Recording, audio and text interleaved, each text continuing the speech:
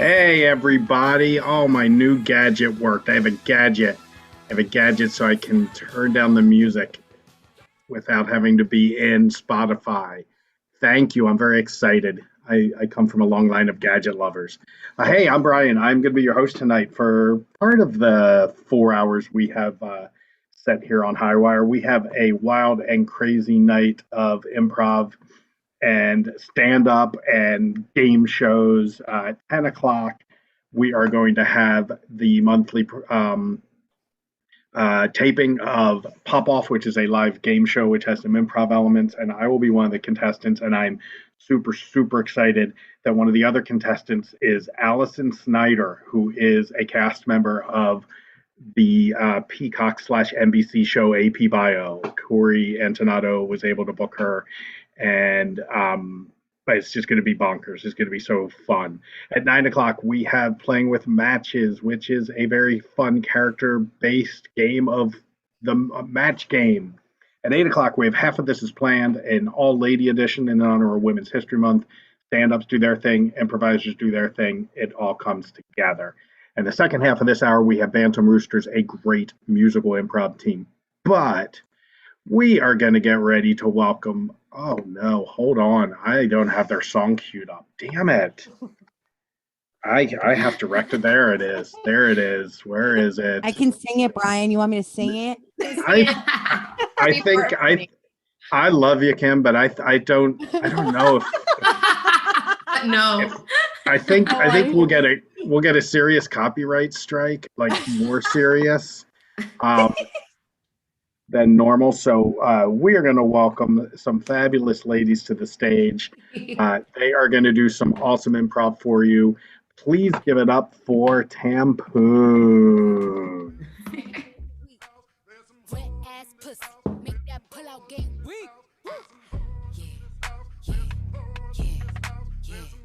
Yeah, you fucking with some wet ass pussy. Bring a bucket and a mop. We're just gonna dance for 30 minutes. Hey! Yeah, that's all we're doing today, guys. All right, Desiree, go ahead. Do the thing. Yeah, Hey y'all, we're Tampoon, your new favorite all-female indie team. And we're gonna do some improv, but we just need a one-word suggestion from our beautiful, gorgeous, sexy audience. Wow, that's a lot of pressure right now. I'm gonna say greeting card. Greeting card. Blessings. has anybody else just like stopped buying fucking cards for birthdays? Because my mom turned 60 this year and I did not give her a card. Because I was like, how many fucking cards can I give this human? Okay. My lifetime. She gave you life. Yeah. And you are worried about you know how much you cost as a child? That's funny. Did your mom notice? Was she like, Kim, where's the card? Like, well, she didn't notice in the moment, but she noticed like it was a couple days after like the birthday celebrations, and she's like going through her things and the frame she got that I gave her, right? And she's like, I think I have everything here, but you know what I can't find? I can't find the card from Kimberly or Greg, which Greg is my other brother. Okay. And I was in the room and I was like, I didn't give you a card. And she was like, you didn't give me a card? And I was like, no, I didn't. I was like, I was there. You saw me. So I just like handed you the gift and you opened it in front of me. Like, I didn't think I needed to put a card with it. Wait, so was that very passive aggressive? Did she know that she didn't get a card when she said that? Like, that moms are always know. They always know. They know. I'm like, you did not get that drunk on your 60th birthday that you wouldn't remember me handing you the gift without the card. So yeah, I think part of it was probably maybe a little passive aggressive. Maybe she did truly like not even think about it. But I'm really grateful that my brother also did not give a card, because it did not make me the worst kid. It just made me tied for the worst of her 5 kids, Did you guys discuss that, or did it just happen? Like, you got lucky that you guys both just said, screw it. Yeah, we just both said screw it. I can always rely on my brother Greg for being on the same level of like, why the fuck are we still doing this kind of energy? He's also in the camp of like, what camp is that? Exchanging presents at Christmas anymore. Like, we do not give what? Sorry, your audio stopped for a second, but that's okay because we're going to cut to a restaurant with a woman and her long-term boyfriend. Babe, this is so romantic. I think I have an idea of what's to come. We have been together for so long, and I love you. And well, when you ask, I think you'll know the answer. Oh, I got my nails done. oh, they look great. That's a new color, isn't it? Yes, and it'll look so good when, I don't know, my hands are in pictures a bunch when I send them to my friends. Oh, do you want a picture? You like this restaurant? Should I ask the waiter to take a nice picture of us? Well, I just haven't got my ring yet. I just don't have my engagement ring. I must have not gotten it yet. Oh, are you seeing someone else? What? No, Ted. What? We've been together for a long time now, and are you serious? You don't have a ring with you? Tanya, I'm sorry. I don't have it right now. Oh, okay. It's a joke. It's a joke. Okay. No, Tanya, like I thought we were done doing those kind of like symbolic rituals. Like I thought we both were just kind of say like, screw it and let's just not. Like, what does a ring mean? I think our love is stronger than any ring can really symbolize, right? I got to text my friends. Oh. Do you mind? Ding, ding, ding, ding. Did he do it? Did he do it? Sorry, I just heard that he didn't do it. Oh. He didn't do it. No, he didn't do it. Are you just gonna sit there and shovel chips and guac in your face when my best friend, who got a French manicure, by the way, a moment? I thought that was antiquated. I thought that's like anti-feminism if I get down on one knee to give an engagement ring. Like, oh, Ted. So we're just gonna elope. So there's plane tickets or something in the card. Okay. Yeah. That must be it. It must be it. Gotta be. I do have a card for you, but I actually just wrote down like some really nice words that like describe how much you mean to me and how life wouldn't be the same without you. But I don't have plane tickets or anything. You know, like money's been. Hold on a second. Gonna text my other best friend. Okay. No plane tickets. What? Yeah, Ted, answer to all of us. What? Okay. Ladies, you know that I love Tanya, but I thought we were done doing this old stuff. Like an engagement ring just feels so 2019. It's 2021. Isn't there more important stuff that we should be doing? Name one thing that is more important. I mean, I think us traveling to her family's hometown on the tip of Cape Cod to really just be with her parents is. You know what's funny? Mom and Dad, turn around. Yeah, get up. Ted's not gonna propose. Oh, yeah. Baby girl, wait a minute. We flew in all the way from Cape Cod. It was a joke, Ted. You invited your parents without telling me? I thought it was a sure thing. I winked. Ted, come here a second. Listen. Let's have a little man-to-man moment. Yeah, let's get closer. Let's get as close as we can get, as two men can get. Yeah. Okay. All right, listen to me. All right. I think it's great that you're trying to do things outside the box. You're trying to break with traditions and such, but you got to understand something. There are some traditions that need to stick around, and those traditions include birthday and anniversary cards. They include diamond rings, and they definitely include I don't know, like wearing hats outside and not inside.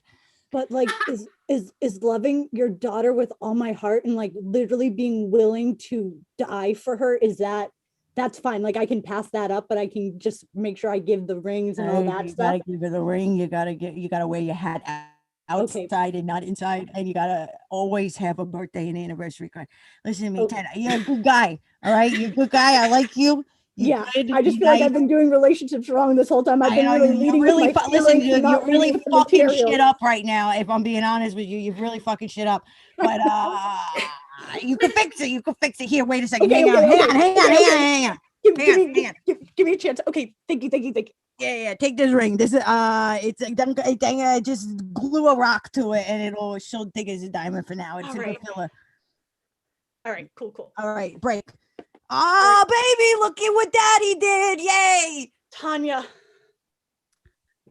I love you with all my heart, and I just knew that you would love the theatrics. In the moment, if your parents were involved and that you saw me getting my asshole ripped out by your father to make this just so much better. So Tanya, I would love to spend every anniversary, birthday, Easter Sunday, Passover, Hanukkah, Kwanzaa, Christmas Eve, Christmas Day, day after Christmas. Yeah. Okay. Yes. We come back to the living room.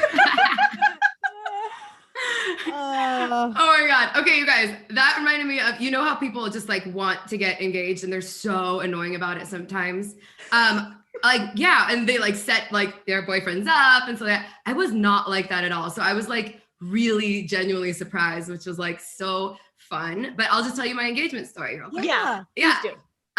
Ian and I, he walked me through Times Square because that was like my favorite place when we were living. We had just moved away from New York and we went through Times Square and he was like, come on, let's like go through there. I'm like, no, there's a bunch of crowds. Like we're going to meet your mom for dinner. And so I kept like taking like backside. So he's like, no, like, let's go like in the middle. Let's just like feel the energy. I was like, we're going to be late for dinner. And then we go to meet his family at the restaurant. And I didn't know this, but they knew that he was going to propose. So he's like, shit, I got to do this. I gotta do this. So basically he proposed outside of a little park on like 59th and 9th, where there's like some guys shooting up right next to us. And it was really romantic and cute. Aww. And he was like, I was going to do it in your spot. And I was like, oh, sorry, I steamrolled it. My idea. Rosie, that is so fucking cute and so like dead on, and knowing you and Ian, where it's just like, that's what happens when you date a strong woman though, where it's like, you have to have backups to your original plan, because if it does not coincide with what the strong woman's plan was for the evening, then you got to fucking reroute and figure out a backup that'll still work. Because I feel like I've ruined many nice things that like Rob has tried to do for me, because I'm like, no, we had a plan, we have to stick to our fucking plan, and he's like, all right, never cut to a woman giving birth to her first child. Okay, you're gonna need to Tim, listen to me, okay? I know the doctor's not here yet, but I need you to promise me something. Okay. If it's a boy, you have to put it back.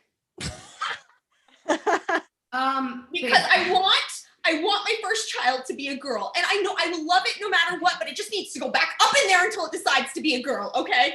Okay. I know you're being irrational because you are totally in labor and I just need to get the doctor in here.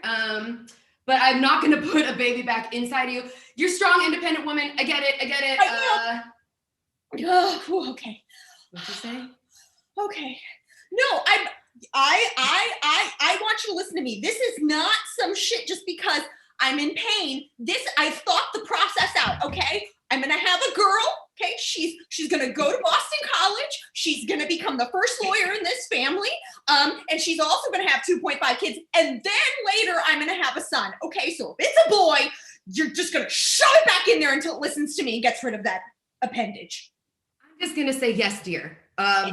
Yes. I'm just gonna say yes, dear. And the doctors will advise on if that's safe. And I just ask you to listen to their opinion, right? Because we're not doctors, and I want you and baby to live whatever age or whatever gender it is. We got amazing news to share with you. You want to go share the news? You share the news. Nah, you share the news. You got all right. I'll share the news. First. You have a beautiful, healthy, gorgeous, beautiful, healthy baby boy. Yeah. It's a beautiful Hey, baby boy. Most beautiful boy we've seen in the most years. gorgeous the fucking womb. It's gonna be beautiful gorgeous baby when it boy comes I out. ever seen in there. He's gorgeous. Yeah. And we'll work with that. That's totally fine. We're very happy, right, babe? Honestly, there are people out there that are willing to like they're bidding on the baby. They saw the ultrasound and they're like, we want that We baby. want that baby. Okay, You know what? great. Well, you can just go out there and tell them that I'm open to a trade. No, we're not.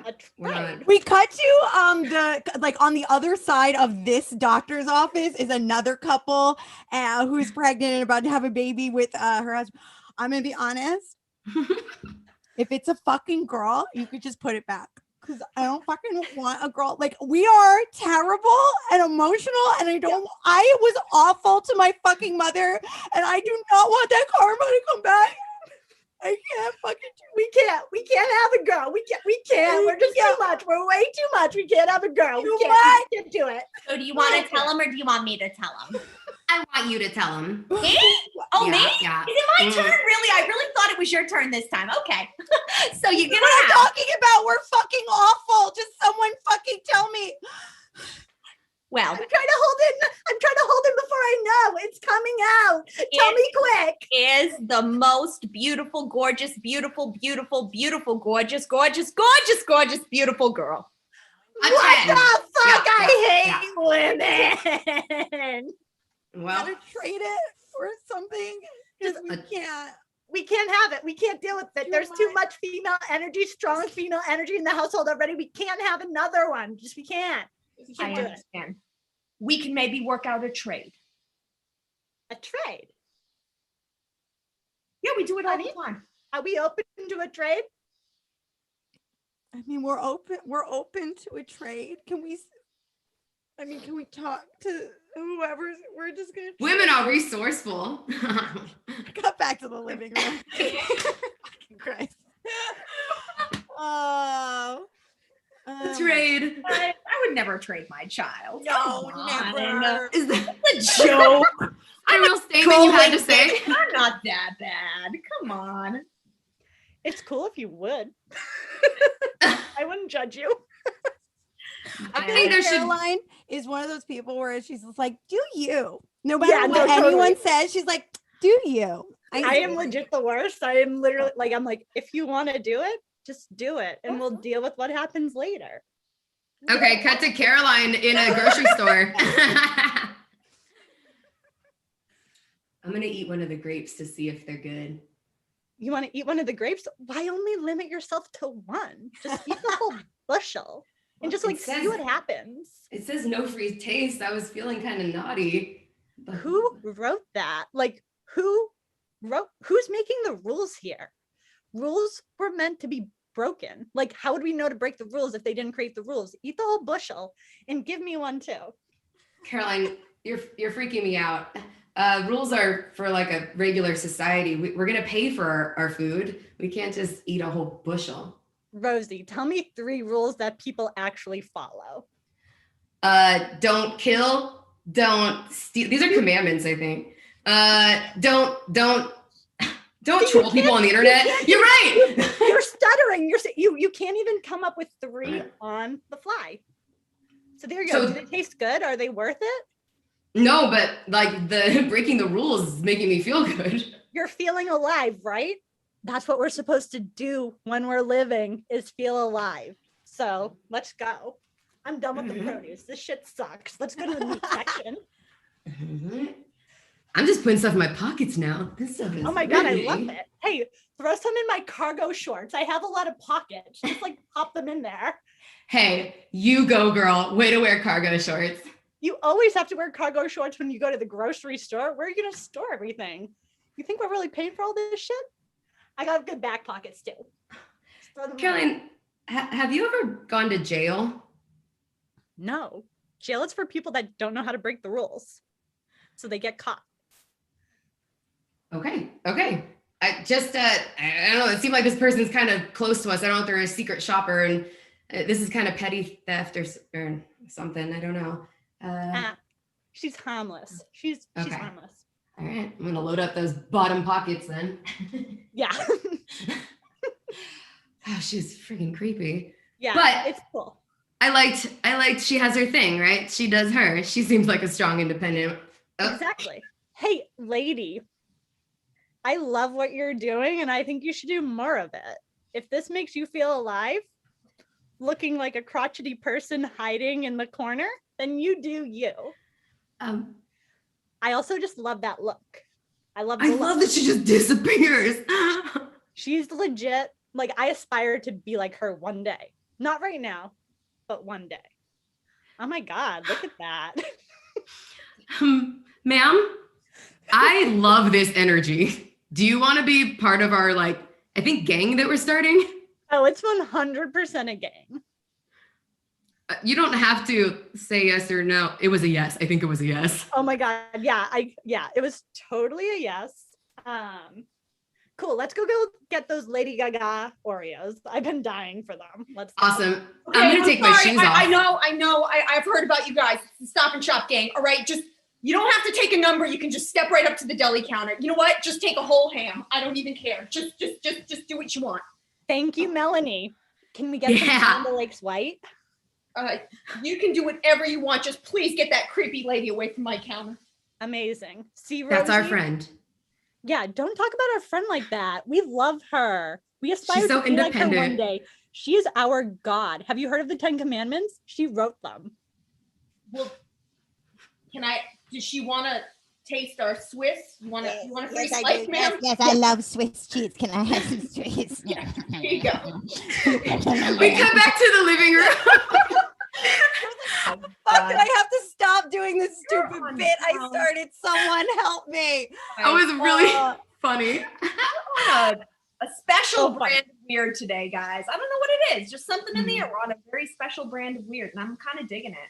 I'm on 20 straight days of hosting a fucking improv festival. So that's where my weird ass brain is at, where I'm just like, I don't know what's funny and what's not anymore. My brain is fried. That's to the last 5 days of Kim hosting an improv festival. Okay, wait. All right. Hang on. Yeah. All right. Okay, everybody. So here's what's going to happen. In a few minutes, I'm going to turn the cameras. Everybody's going to turn those cameras and microphones off. We're going to put on a little pre-show graphic. When that graphic runs out, we're going to... You have a breakout room? Do I have to go to the breakout room? Is this the breakout room? Cut to day two. All right. No, my mic is totally off. It's totally off.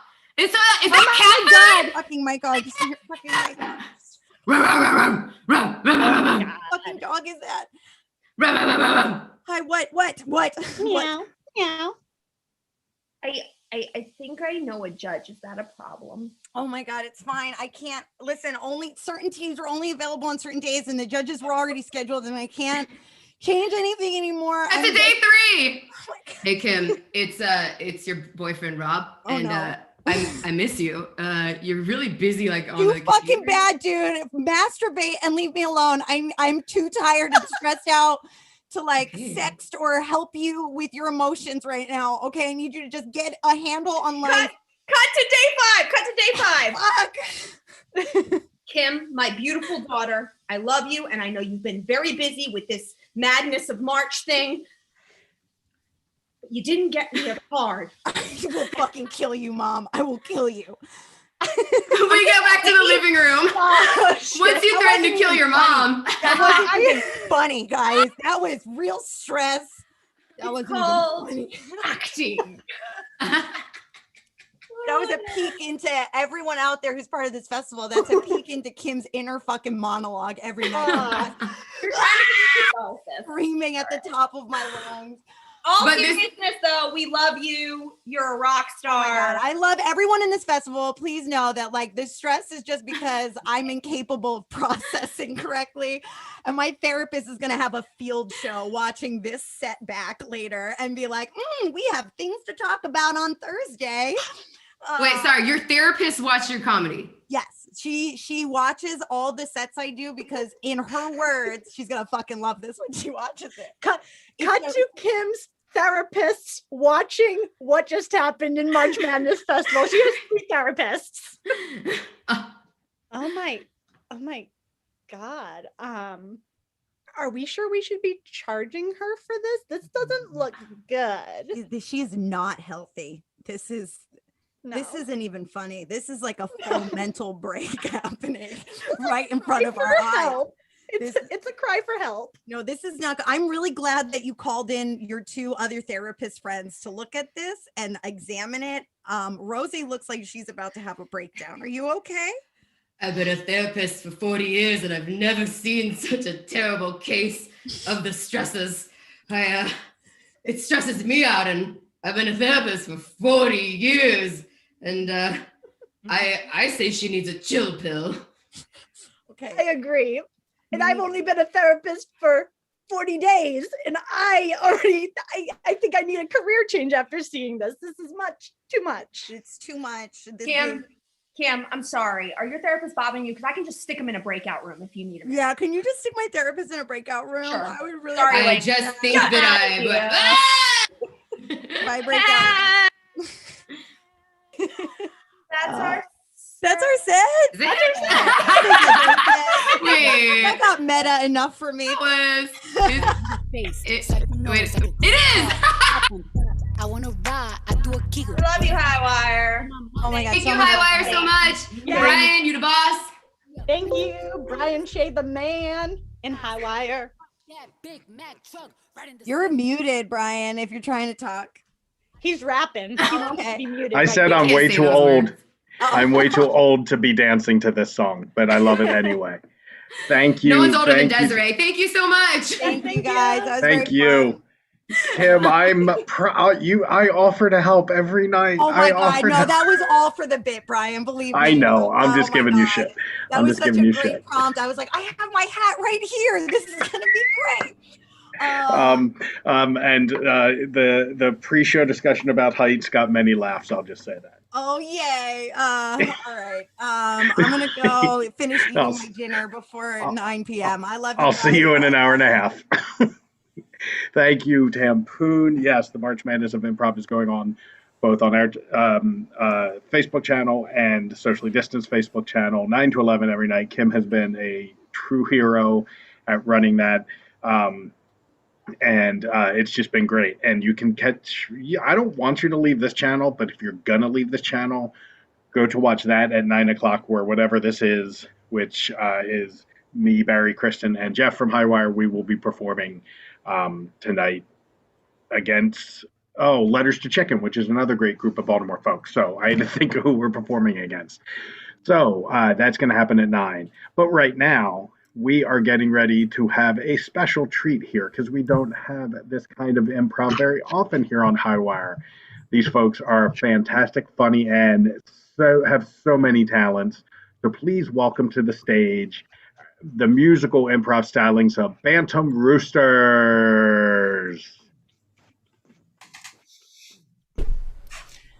Hello, everyone.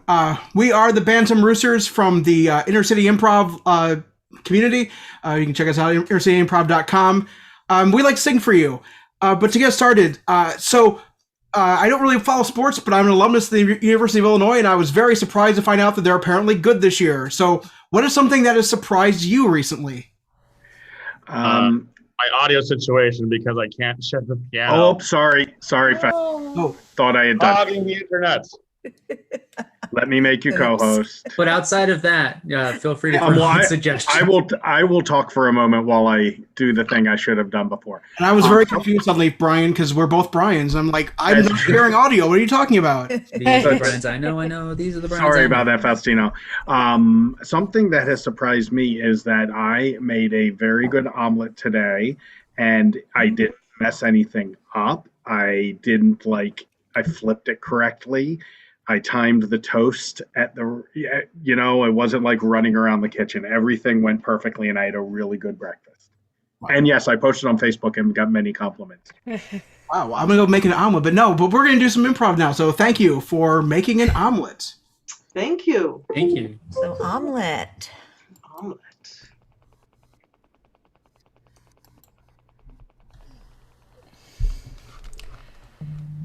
It's not the only thing I know how to make. Seriously. But every day, I just want a little variety in our life. Could you make maybe like, I don't know, even French toast? You didn't complain about my omelets before. Okay, yes, I know. We have it often. I do them well. I time the toast perfectly. I get all... Okay. I don't think you appreciate my omelets or me anymore. No.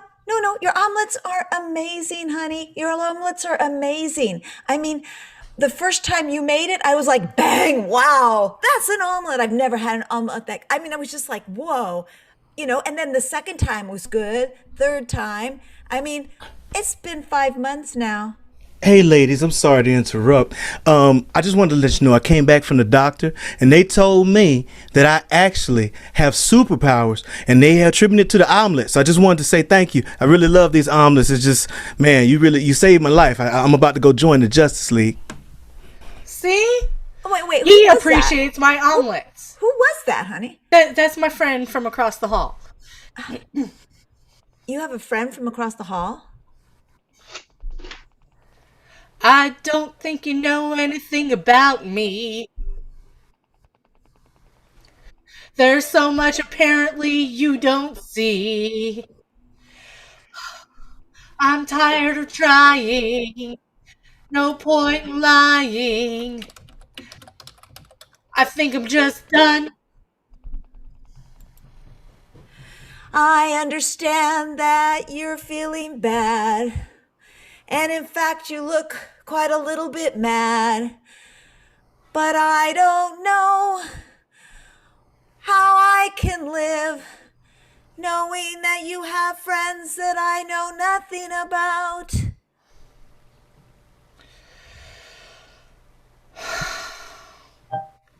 It's nothing personal. I mean, Mom, seriously. I love you. And the reason I make these omelets is because they remind me of you. They were the first thing you taught me how to cook. Yeah, honey, you know what? I just want you to know I appreciate you so much. You're creative, you're beautiful, you're a wonderful daughter, and even though you invite strange people into our house that apparently have superpowers, I'm willing to let that one go by. You think maybe you could make me another omelet, honey? I'll try.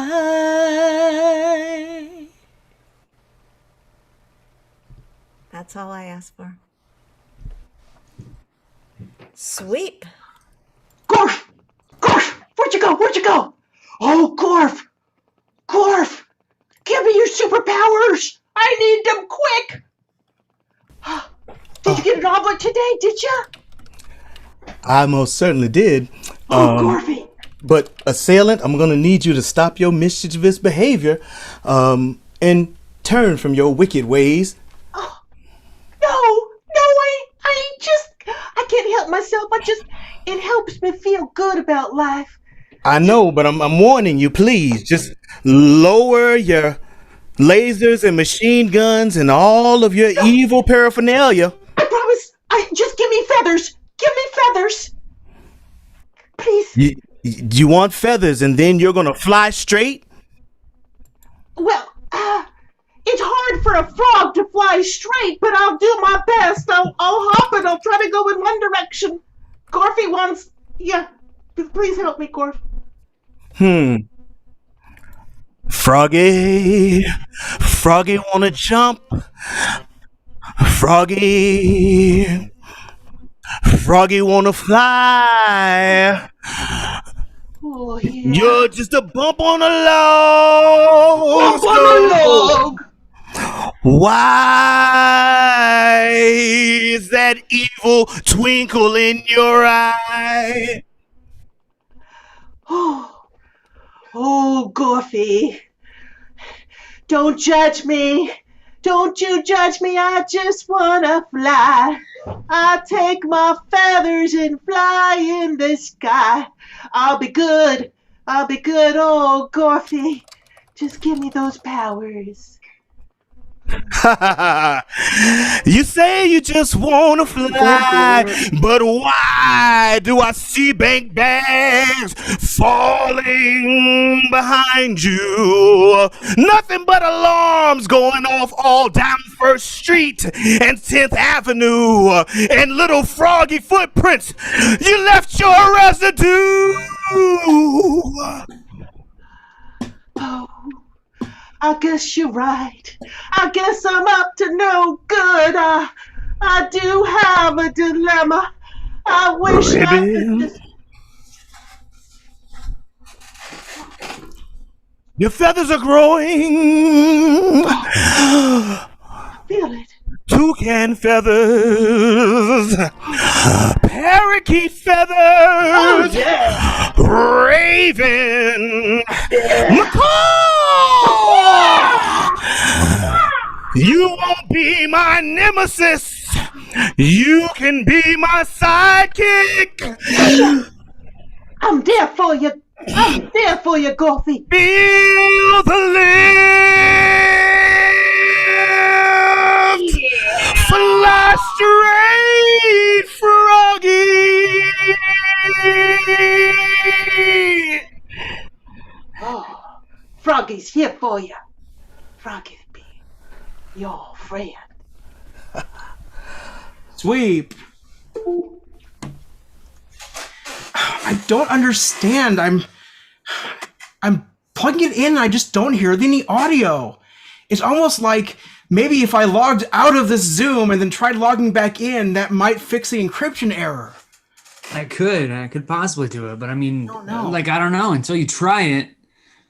You know, it's like we might as well just go ahead and call IT. Yeah. But glad you're here, Jared, because no one else I'd rather be trying to solve these problems with. You're the Watson to my Sherlock. I got you, Steve. You know, I mean, we've been doing this so many years together. You know, it's just like trying to fix these dang computers, and like so many times it's just easy. I just want to pop in for a second. I found a bug in your computer. Do you mind if I take it? Can I take this bug? Feel free. Oh, thanks. You're bound. Oh, yeah. I'm sorry, did you guys say IT? Because I'm here. Ice cream telekinesis, is that what you needed? We need that too. I'll take 2 scoops. Oh? Yeah. Oh, man, they're just floating over to me? I hear it now. 2 mainframe scoops. There you go, guys. Give me that. Oh, this ice cream. It makes me scream. Makes you scream. Oh, this ice cream. It's like a dream. It makes you scream like a dream. I know we've got a issue to talk about. We gotta talk about the bugs. They're in the computer, they go towards the heat, and I don't want them to slip under my rug. I mean, Steve, everywhere. Got a problem here. Let me know about this. At least now I can hear my sound again. And Watson, I'm here, and you're here, and you are my friend. And we've got ice cream. Just what's there to lose? This is the best day, you and me. We got music again. Yes. We got sound. Thanks, my friend. The sound that's coming again. Yum, yum, yum.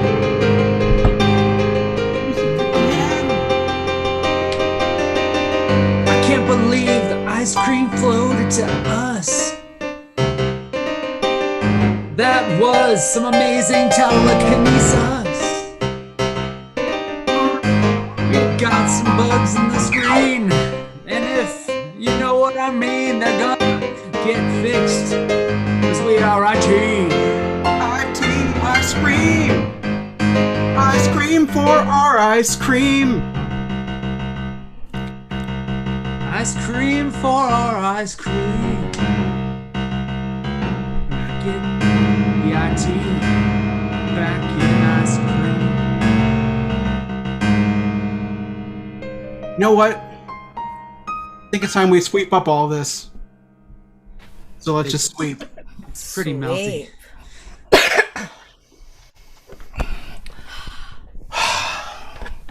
Those neighbors next door, they're just way too quiet. I thought that they were kind of loud in their quietness. Is that weird? No, that's exactly the feeling I had. It's like this big quiet. How are we supposed to live like that? It throws my equilibrium off. It is really starting to like diminish my chakras. It's just too damn placid. I notice your chakras falling from your body. It's It's embarrassing. If you see them, please pick them up for me, because I've lost 3. I'm down to my last 2.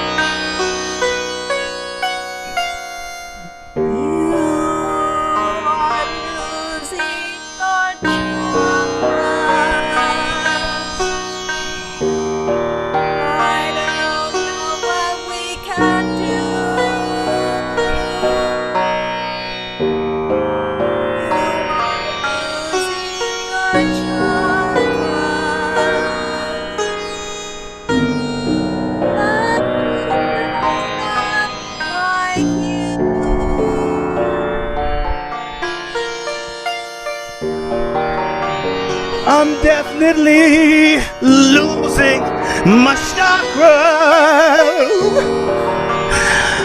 All the color in my life is fading gray. The other day I tried to turn a doorknob, but my physiognomy is fading away.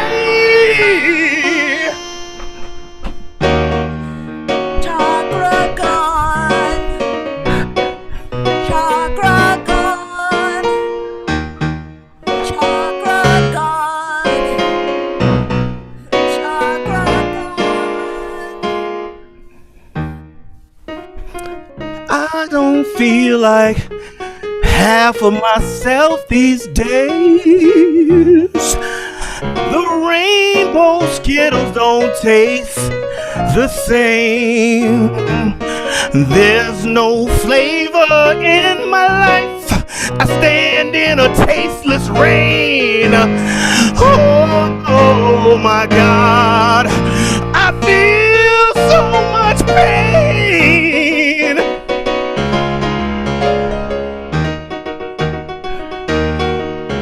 No chakras. No chakras.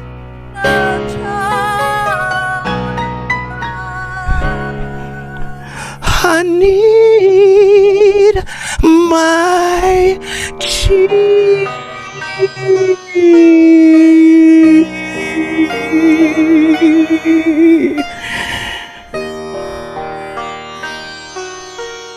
Saranam. Okay, tell me about your pain. Next. Who's next? Tell me about your pain. I don't have all day. Okay, make it quick, please. Kind of in my shoulders and goes down to my back. Okay, that's tied to emotional pain. We need to get to the emotional pain. I thought, did you read the memo that said... Excuse me, did someone ask for a chiropractor? I heard the word back. Why does everybody read? You gotta read the form. It's not about physical pain. I am a specialist in emotional pain. Or chi energy. I'm sorry, but this woman has back pain. Okay, I need to know how she feels about it, because there's a psychic energy component to the back pain. Really. I'm getting a headache over this. Yeah. Okay, I'm sorry. I can't. Sorry. I've gone to therapy. I've explored my past and my emotional trauma. I've gone to physical therapy. I've gone to chiropractors. I've gone to masseuses, and just there it is. There's the frustration. The frustration. All those people are evil. You need to stay away from all of them. That's it. All of them? All of them. You need to branch out. You need to go to a farm. You need to start over and get some chickens, some eggs. Yeah. You know what I'm saying? Let me tell you. You need to go to a farm far away. You need to go there, and you need to stay. You need to find your energy. Get realigned. That's what you gotta do. Get realigned.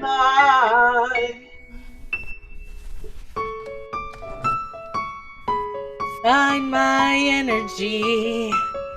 I've got to find my energy. Go far away in real life.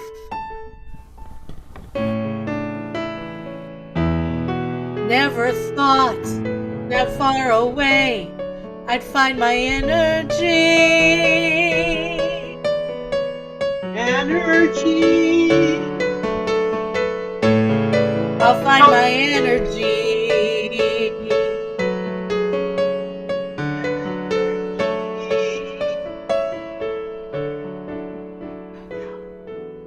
Look inside. Well, yeah, but don't forget to get some chickens. You need some chickens, you know, eggs and all that. Oh.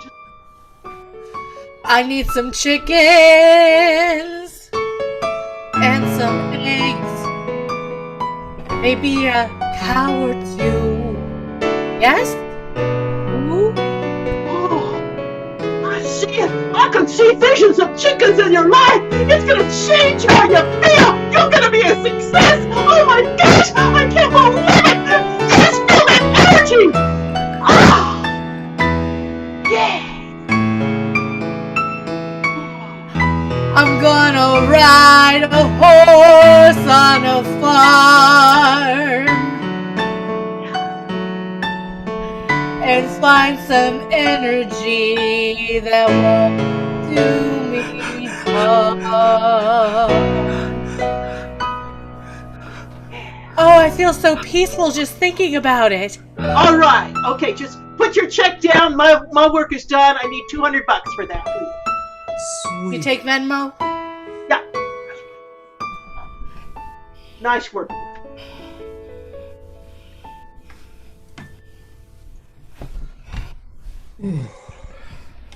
Hey.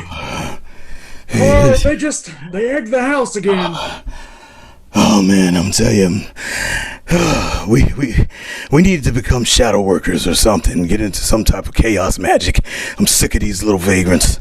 I tell you, Carl. I mean, it's like it just sets in. They did it in the middle of the night, so it's already it's dry, and we can't clean it up if we wanted to. And it stinks to high hell. And they say chaos magic. Oh, what the devil? Oh, how'd he get in? There's a little 1-foot wizard in front of us. Wow, well, at least I think he's gonna compensate for the shortness, so maybe he's exceptionally villainous. That's right. I want to hear about this chaos magic, that's for sure. Gotta stop these little whippersnappers. They gotta smelling like a septic tank. You're as tiny as me, then you must learn the magics to get back at those who would dare to step on you. Are you ready to go down this path? Hey, buddy. Wait. Can we huddle for a second? Now, if we go down this path, what is it going to mean for our future? Well, I think and your past needs to happen. Otherwise, are linked. You know, those kids are going to be playing their Xboxes instead, and then they won't be throwing those dang eggs at the house anymore. But what if this is one of those weird things where to get what we want, we're gonna lose something that we love, like the donut shop or maybe one of our kids?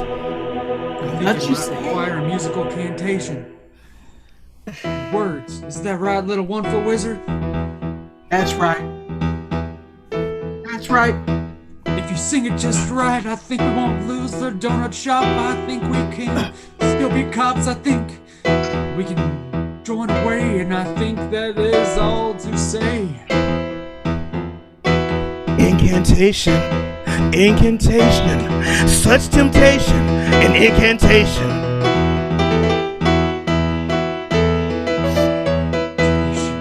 That's all you need to do. Is just open your mind and let the magic flow through you. That's right. Just think what you want. Okay. And then it will come true. You want it enough. It's an incantation. Incantation. It's a temptation. Incantation. Throwing the eggs, we're gonna get them all. Beavis and beg, please. Get the children out of here. I don't want to continue my fear. I need little 1-foot wizard to tell me incantation continuously. Keep them away from my yard. I don't want them to get close to my car. Not the Prius. Can't you see this? The evil is the thing that we need to be this dark and dastardly. I think that he's a master of the arts and keys. His incantation liberates and frees. Those kids will be on their knees. The wheels on the bike shall fall off. Yeah! They'll succumb to their own eggery. We'll toilet paper them, wrap them up like mummies, and they'll see that they mess with the wrong house at 11683. 1683. Oh, this is 183? I'm sorry, I was looking for the one across the street. No. Oh no, well, Have you're a already nice here. day. Your donuts are delicious, thank you. I just noticed that his magic has made my socks disappear underneath my sandals. So he didn't do it right. My goodness, I think he made my feet disappear underneath my socks. How to trade with you, buddy? Okay. Sweet.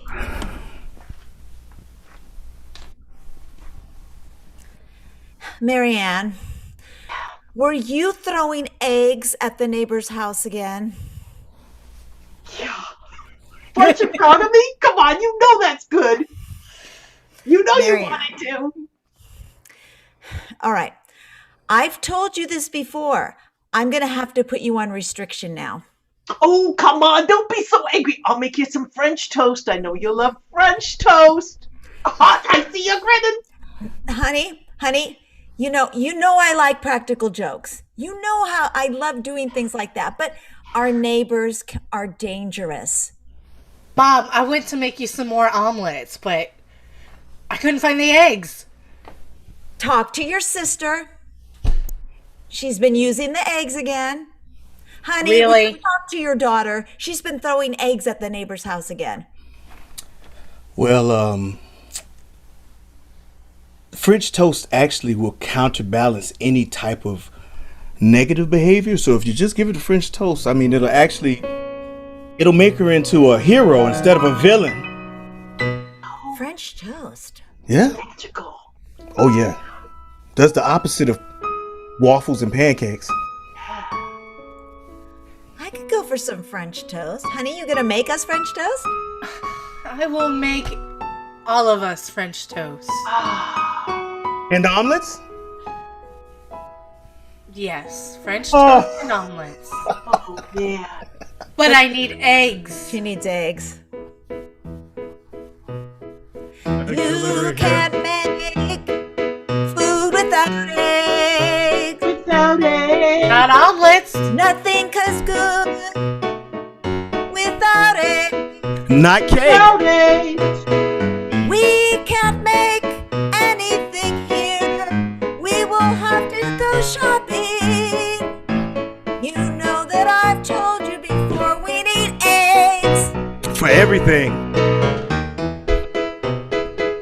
We need eggs, even if they're just for painting and showing. Ah, look at that, like a Fabergé.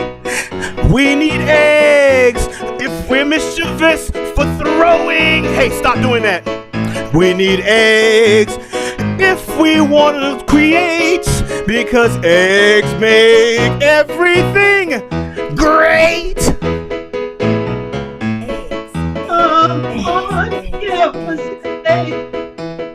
Eggs.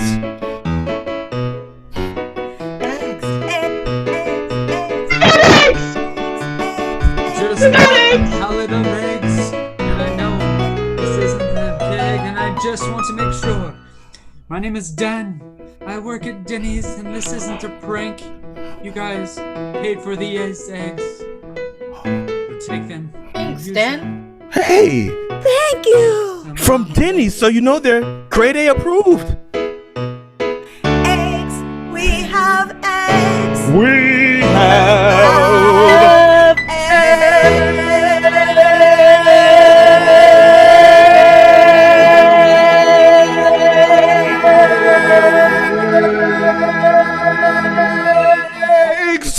Yeah. Oh shit! I dropped one. Thank you. We have been the Bantam Roosters from Inner City Improv. Please check us out at innercityimprov.com. Our festival. Yes, thank you, Bantam Roosters. And yes, they have a festival coming up next weekend. Shows, workshops, the whole 9 yards. It's going to be a fantastic time. So check that out, intercityimprov.com or intercity.com. Always for that. Innercityimprov.com. I thought the improv was on there. Just had to think for a double second. So yes, thank you, Bantam Roosters. We love having you here. Great. That is the 8 o'clock or 7 o'clock hour is winding down with that fantastic musical improv show. As I said, we are going until 11-ish tonight. We also at Highwire we have workshops. Go check out highwireimprov.com and check out our workshops. We have some great ones coming up, including on April 4th. Saturday, April 4th, we have Singing Saturday, or Saturday, April 3rd. I'm sorry, April 3rd. Singing Saturdays with Velvet Wells. That's a musical improv workshop that is a very fun time. You can check that out on our website. And that workshop has unlimited scholarships for BIPOC performers, or if you're not a performer, if you just want to try it, you don't have to think of yourself as a performer. Just come and have some fun. Okay, we are done with this hour. We're gonna get ready for our second hour, so just hold on tight. The next show will start here in a minute, and we're gonna have a lot of fun. So just hang tight.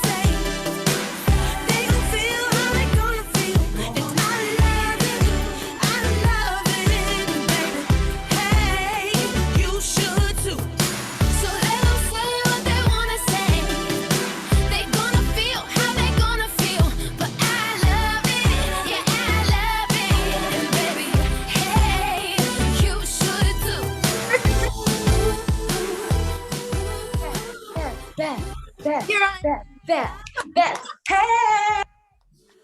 Woo! Welcome to Half of This Is Planned. Thank you to Lizzo and Caroline Smith for singing us in. They had to jet. So thanks, ladies, for stopping by. I'm Hannah, and this is Beth. Here and this is Half of This Is Planned. And this month is March, and March is Women's History Month. So we were like, well, let's kick out all the boys and put all girls in this show. So that's what we did, because we're in charge. I am so jacked up, Beth, if you want to Oh no, I am glad you are so excited. Yeah, this is a great month for women. No, the end of the last show. I'm sorry if you were just watching. They were talking about eggs. They were jamming, singing. Oh my God! Perfect segue. Exactly. I had a thought this week, and really good thought. And I put it out on the internet. You know, honestly, I'm going to tell you, I thought that I had already posted this like a month ago, and I thought people would be like, you are stupid, you know, but apparently not. My thought was, opposite. What if instead of a period, if you have a period, what if instead you lay an egg? Just like a full egg. Just like a chicken size, like in the carton, regular egg. And that's just it. You're just done, you know? So we've eliminated tampons. We don't need tampons. We don't need pads. We don't need Diva cups. Right. Really, all we need once a year, we get a 12 carton, and we fill it up. It is. Whoa, exactly 12, and you have your eggs from that year, and you can do something with them. I don't know. Nice little New Year's omelet is what I do. Oh my God! But yeah, apparently that post has been shared 15,000 times. It's insane. Are you serious? Yeah. No idea. It makes no sense. I like go through. I was like, what else do I have on here? Yeah, no, I get a lot of friend requests. I don't understand. It's like everyone's very enthused about this idea. You know, it's not going to happen. Maybe in our lifetime. I hear rumors all the time that doctors are working on birth control for men. So who's to say that doctors won't work on eggstration for ladies? Eggstration. Thank you. I credit that completely to the fact that I am actively bleeding out of my vaginal hole. So, Beth, I'm going to let you do your little jokes now. Okay. Yes. No, wow. I hope you all are having a good egg. I don't know. Yeah, I think a lot. I was also having my egg this week. So how I thought of that great idea for women. Can try to implement. No, I'm excited. I'm excited for when in-person real life shows come back, because something I like to do is when there are no other women, like at an open mic, is just to be like, who has their period? And now I can just talk about eggs, and like, it's going to be great, you know? So if you would like to have an egg, I mean, I don't know, vote for me or something. This is gonna be a good show. My God. We have great comics coming up for you. Oh yeah, they're gonna do stand-up, and then the improvisers are gonna do improv based off of that stand-up, which is just an excellent fun concept in the world of comedy, where everyone hates each other, and you know, no, I'm just kidding. It's going to be a great show. We have wonderful comics for you. The first one, she runs an awesome show, a Zoom show called Comedy for People Who Hate Joe Rogan, which is an excellent name. She's super funny. Can't wait to do shows there again in person at Zizimo's and all over town. Please give a warm welcome to Sophia Connell. Woo! Give it up for me. I am Sophie Connell. Just gonna start out by dressing the elephant in the room here, people. I am very pale. makes buying makeup really interesting. Anytime I'm out at Sephora, someone has to go and help me pick out my foundation. They view it as a challenge. They're like, "Oh, let's try porcelain." No, that's not pale enough. Let's try Siberia. No. Oh, it's girl. You glow under a black light. But there is a reason I'm so pale. And that reason is I have a form of albinism, and that form is my parents are Irish. In actuality, though, the form I have is called ocular albinism, which basically means my eyes don't have enough pigment in them. So really intense light hurts my eyes and makes it where I can't see. So effectively, I'm a white person who's so white, I think the sun is spicy. But I'm going to address the real elephant in the room here. I am transgender, so I guess I need to apologize for Mr. Potato Head. I'm sorry. I asked for healthcare. They gave us a non-binary potato. I'm sorry. But no, like one of the weird things that came out of that whole fiasco was they had where Oreo Cookies' Twitter account tweeted out, "Trans people exist. We don't matter yet, but we exist." But no, it's really funny. So I'm a software engineer. That is my 9-to-5 job because it's one of two things you cis people will let us be. The other one is cam girl. If you want to know what that's like, every 2 minutes some dude asks you if you can suck your own dick, and it's gross. It's fun. Gross. What? Yeah, because men will pay a lot of money to watch you give yourself scoliosis. Men are gross and my back hurts. But no, I'm a software engineer, which basically means I can build you a bomb-ass website, but I'll also accidentally eat a Reese's cup with the paper attached. Like if I had to describe my job, basically I get paid lots of money to Google stuff and then think half of my coworkers are idiots. Like the other coworkers I don't hate are my other software engineers. Like my last job, it was the coolest job simply because like I was the only white person on my team. And so like we kept having like these weird nights where we go out drinking and then go watch Black Panther because how could that go bad for me? And we would just go into the office the next day and they would call me colonizer. And they're like, "Wait, you have an Irish last name. You got colonized." Because no one ever talks about white on white crime.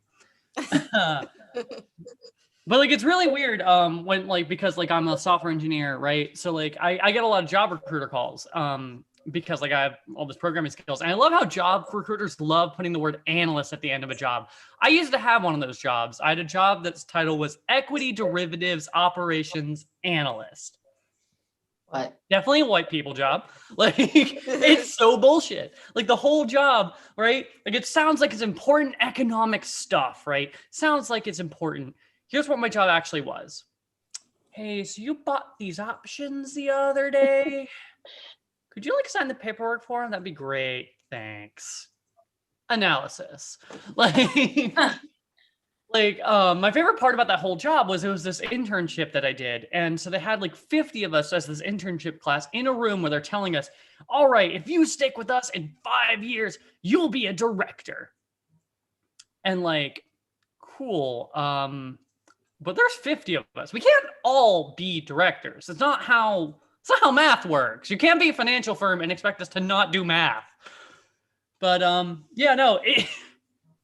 Like my favorite thing about that job was they tried to sell us on our work culture, and their work culture, like, hey, our work culture is we're nothing like that Wolf of Wall Street movie, nothing like the Wolf of Wall Street, which is true because in the Wolf of Wall Street they called a pilot the N-word, not an intern. Oh. They also gave a girl 10 grand to get breast implants. I couldn't even get them to cover my transition care. I never knew the 80s were this progressive. I've been Sophie Connell. Thank you all so much. Have a great night. Woo! Job. Oh my goodness. Oh my God. Well, let's keep this show rolling. We have so many great comics coming up. The next one, I love her. I love all her videos that she's posted during all of quarantine about hiding from her children. They make me laugh so much. Please give a warm welcome to Yasmin El Haiti. Yeah, El Haiti, and the bluefish. Yes, thank you. It's El Hadi, like ha ha ha ha D. Okay, I'm in the business of making people laugh. I'm also a lawyer, which means I'm in the business of making people cry. How's everybody doing? So excited to be here. I really like that I was right after the palest person, so it's really clear that I am not a white. Okay, you may think that I am, but I'm not. I am just a pale North African person. So I just wanted to tell you, Sophia, I feel your pain. I'm half Egyptian, half Libyan. So there's that. You can call the police now. It's fine. I check out. I live in DC, so I have a security clearance, you bitches. I'm fine. I'm really actually excited to be here because I just love that there were so many women, like all that like amazing energy. I think that women are incredible. They make the world go round, and that is why God has cursed me with men in my life. So I have two boys that Beth quickly alluded to. I constantly try to hide from them, and then I have the husband. That's another man. So it's just a lot of like testosterone and peeing, like so much peeing. I took him out today. My son's managed, my 4-year-old managed to pee through 2 of his clothing items and then pee on me, like 2 successive changes. And then he peed on me. He's like, I'm sorry. I'm like, that's not cool. Like, you can't take it back. You peed on me, bro. So there's that. I married a man from Afghanistan. Yes, the scariest country in the world. That's the one. Because I didn't think my life was hard enough. Being like a refugee from North Africa, I was like, I needed to be a little bit more difficult. I need to make sure my kids had no future. My children are never going to get a security clearance, just so you know. It's probably never going to happen. So I probably cursed them. But I have a friend named Jennifer, which sounds like a Caucasian name because it is, who called me and she was like, hey, you seem like, I've been watching your videos. You seem like your kids are kind of driving you crazy. Why don't I come over and help you out? And I was like, I don't know, Jennifer. My kids are a quarter Egyptian, a quarter Libyan, and a half Afghan. I mean, make them Halfghan. Their blood volume is, we'll call it freedom fighter. That's fine. We'll call it a freedom fighter, I don't think you know what you're talking about. She's like, oh my God, how hard could it be, Yasmin? So she came over, and I feel like this is like a nice nugget of like what the pandemic has been. She comes over, she takes the 2 kids out. They don't even get to the edge of like the subdivision. They just like get down the street to where the name of my subdivision is in the neighborhood. And my son decides to pull down his pants and just poop in the street. Just take a dump right in the mulch, right as you enter into the neighborhood, kind of like, hey guys, welcome to the neighborhood. Yeah, I'm Arab. Yeah, I'm Middle Eastern. Yes, I'm civilized. Deuces, but the other kind. I don't understand. She comes back paler than she even is, if that's you can imagine. Jen was like, hey Yasmin, like something really like weird just happened. So I kind of like want to talk about it. I like to know if it's like your people or like maybe it's like your culture. And I'm like, whoa, what's happening? She's like, look, I just don't know. Like maybe it's your religion. I don't. But your like son pooped in the street. He pooped in front of everyone, and I was like, oh my God. You know what, Jen? I'm gonna stop you right there. It's not my people. Okay, it's not my culture. It's not my religion. I'm just a bad mom. Thank you. I'll own it. Yeah, my son did that to me. But you know what's so interesting is that just a week after that, so he comes back. Actually, I should say this first. He comes back, and I have to go on like a pooper scooper mission, right? So I get like a plastic bag, and I'm like searching for the poop. And my neighbors are like, "You have a dog?" I'm like, "Yeah, yes I do." In the basement. So I come back, and my son's like, "You're boring and grumpy, Mom." I was like, "What?" I got to smile while I service you, dude. Like, are you joking? I'm not like, you know what I mean? Like, I just picked up your freaking poop. And he, anyways, then he pees on me today. But I just felt, I felt like it kind of summed up this whole year. It's just full of shit. But I want to tell you that a week after that, he called me boring and grumpy. This guy embarrassed me in front of my friend. He busted his entire eyebrow open, 4 stitches. Yes, God got him. I don't know what else to say. It was karma. Okay, don't cry for him because in the end, he's a little man. Don't forget about that. Some cute girl at some point is gonna be like, "Where'd you get that scar? Oh my God, that's so sexy." Like, what? And he's gonna be like, "Oh, I've been doing jujitsu since I was 3," and trying to act like he didn't get it on the slide. Men are always winning. Never feel sorry for them. But I like that this group of women is always winning. Let's keep it going, guys. Keep up the laughs. Thank you so much for having me, Hannah and Beth. Oh, I'm happy. I don't want to. Thank you. I don't want to lay any eggs anywhere. I'm good. That's fair. Very good. Imagine passing an egg, you guys. I've already pushed out 2 kids. It's not easy. No. Thank you for your just time. not an option. Thank you, Yasmin. Fucking wow. That was so good. Good. Sophie was so good. Let's do improv and see if we can also be good. Let's get all our improvisers out here so you can look at their faces real quick, and then we'll all turn our cameras back off. We'll start doing the giggles. Okay, look at all these beautiful women. Okay, I love you guys. Okay.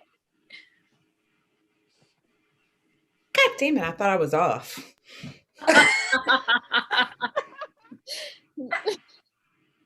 Hey, Mom, I can't hear you. I'm sorry.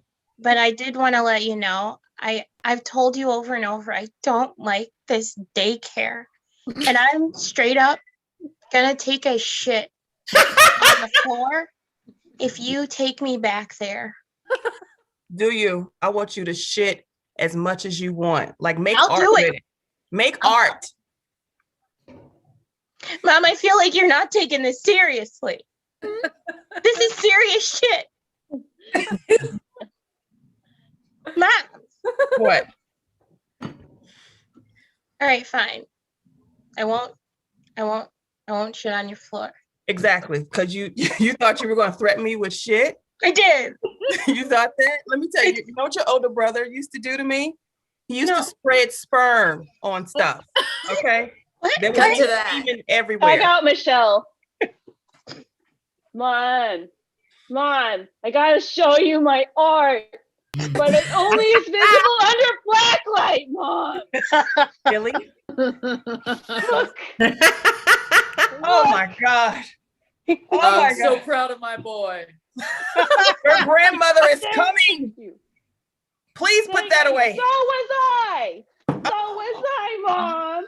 Don't stop now, son. Make it visible for Grandma. Show her who's boss. Okay. Daddy, don't encourage that with your asparagus mustache. Scene.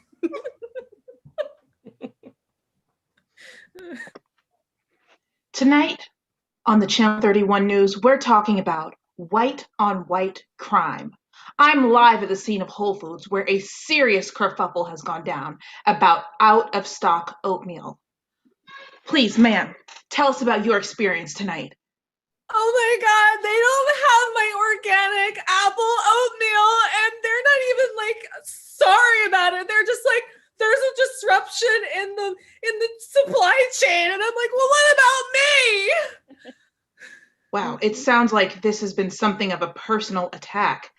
Yes. They know I come in here on Sundays. So like, where's Chelsea's oatmeal? Tag on Kristen. Oh, go ahead. Excuse me? Oh, I'm sorry. I had something to say. Was she done? I still missed Oh, yes, please tell us about what you experienced this evening. I just felt like someone looked at me the wrong way, and I was like, that's what brutality is. My God. Oh, that you were assaulted visually. Exactly. And people question it, and I'm like, but you guys don't really know what brutality is, but that's what brutality is. Tag out Genevieve. I just don't I don't feel safe anymore. That was my Trader Joe's. And as a Black person, I just I really wish that these white people would not come there anymore. I mean, they're bringing the whole neighborhood down. Absolutely. I can see that this store is on the list of reverse gentrification. You get it. You get it. They're not like us. Sorry, do you guys know where the raisins are? We got a real big picnic coming up. I'm making the potato salad, and so I just need a 5-pound bag. I gotta go. We don't work here. Tag out everyone. Tag out everyone. This just in, asparagus is lousy with salmonella after a rampant visit by a nursery school where all the children shit in the fields. We're going to cut over to the fields now, to the preschool teacher. Yes.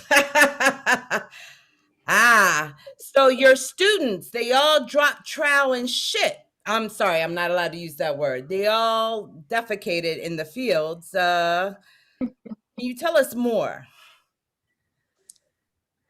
Yeah, we're out here in the fields, Blue. It smells like shit. I'll say that to begin with. These asparagus, it seems as though the germs have gotten, they don't stop moving, Blue, is what I'm trying to say. I cannot get a grip on them. I can't hear you. There's some on your face. Could you interview is this a parent and child that are here? Could you get some statements from them, please? Yes, ma'am. Hi, hello. Does your daughter go to Grub-a-Lot Pre-K? Mm-hmm. Yes. Excellent. And have you any idea, was your daughter involved in the asparagus defecation project, we're calling it? I mean, you got to ask her. Y'all call me down here, okay? I'm an analyst. I work at home. I don't know. I was just called down here. You got to I told her I was going to do it. I don't like that school. It's awful. They do things like take us to asparagus fields. What is that? I don't want to be a friggin' farmer. That is, yeah. And yes, I'm 3.5. They're doing something right here. I'll tell you that, Blue. She's a charmer. I'm impressed. She is. You know what? I would eat some of that. It's so adorable that she shit in the fields. I would eat some of that shit asparagus. Edit. Yeah, so I know it looks like I scratched off a bug bite scab, but actually some preschool kids were getting attacked by lions, and that's how I got this scar, because I saved them with my bare hands. Yeah. Whoa, Stephanie. Wow. That's so attractive that you brought that up. Yeah. You know, this one looks like I cut myself shaving, but actually it was like UFOs attacked the US Capitol, and I was like, not on my watch, and that's how I got that one. Did Stephanie, the UFO itself scratch you? Yeah, it was like lasers. Stephanie, I think this is really cool to catch up as cousins. Like, I think it's really cool for you to fill in. It's really, really nice to see each other after this year. But like, were you at the like, what are you talking about? Were you at the Capitol riot or something? Like, how did you get that scar? Also, I'm just curious. I haven't seen anything on the news about like aliens or. I mean, it's part of my job to make sure that the aliens don't end up on the news. That's why you didn't see it. We did see a lot of rioters on the news at the Capitol. Like, that's the one thing we did see. Yeah. I mean, actually, the Capitol rioters, they gave me this one because, you know, I was like protecting the Senate chamber. Like, they showed you that other guy, like he got to escort Kamala Harris, but it was actually me. Check out everybody with stuff. Hey, so again, we recruited you to be part of the Men and Women in Black because we know that you're so good at the job. However, I do want to restate that when you go out and tell everyone what you do and like how you do it, that kind of defeats the purpose. But you're so good, so we can't let you go. But I want to remind you. I mean, it was like family. It was like my cousins at a get together. You know, my mom puts a lot of pressure on me and talks about how Darlene went to med school. So like, I get it. I get it. Yeah. Look, I have that kind of family pressure as well. I just want to reiterate, like, you, even family, you can't. Did I tell you about the dragon? Tag out Michelle. I take offense to you saying you do things with bare hands because you know I'm the one with literal bare hands. Okay, that's a valid point. Like, maybe we could fight about it and you could scratch me just a little, like over here, because it would make a really good story. Tag out Blue. Tag out Blue. Yeah, Okay, it was look, a lady with bare hands right here. We have a treaty with the bears. There's a lot of people that are half bear and half person, and you kind of violated that by some of the things that you said. We've got to go over the bear treaty person again. I think you should bring in the bear treaty expert to give me a quick review, because it's been a while. Hey, yeah. Did somebody need a review? Yes. Yeah. Yes. Yeah. I'll leave you to it. Yeah, basically, we can't disparage the bear people. We can't even really like talk about the bear people. We have to disavow any and all, children's books that may, even vaguely reference the bear people. It's just, yeah, we got to keep them totally secret. Okay, but did I tell you about the time that a narwhal just like stabbed me when I was discovering?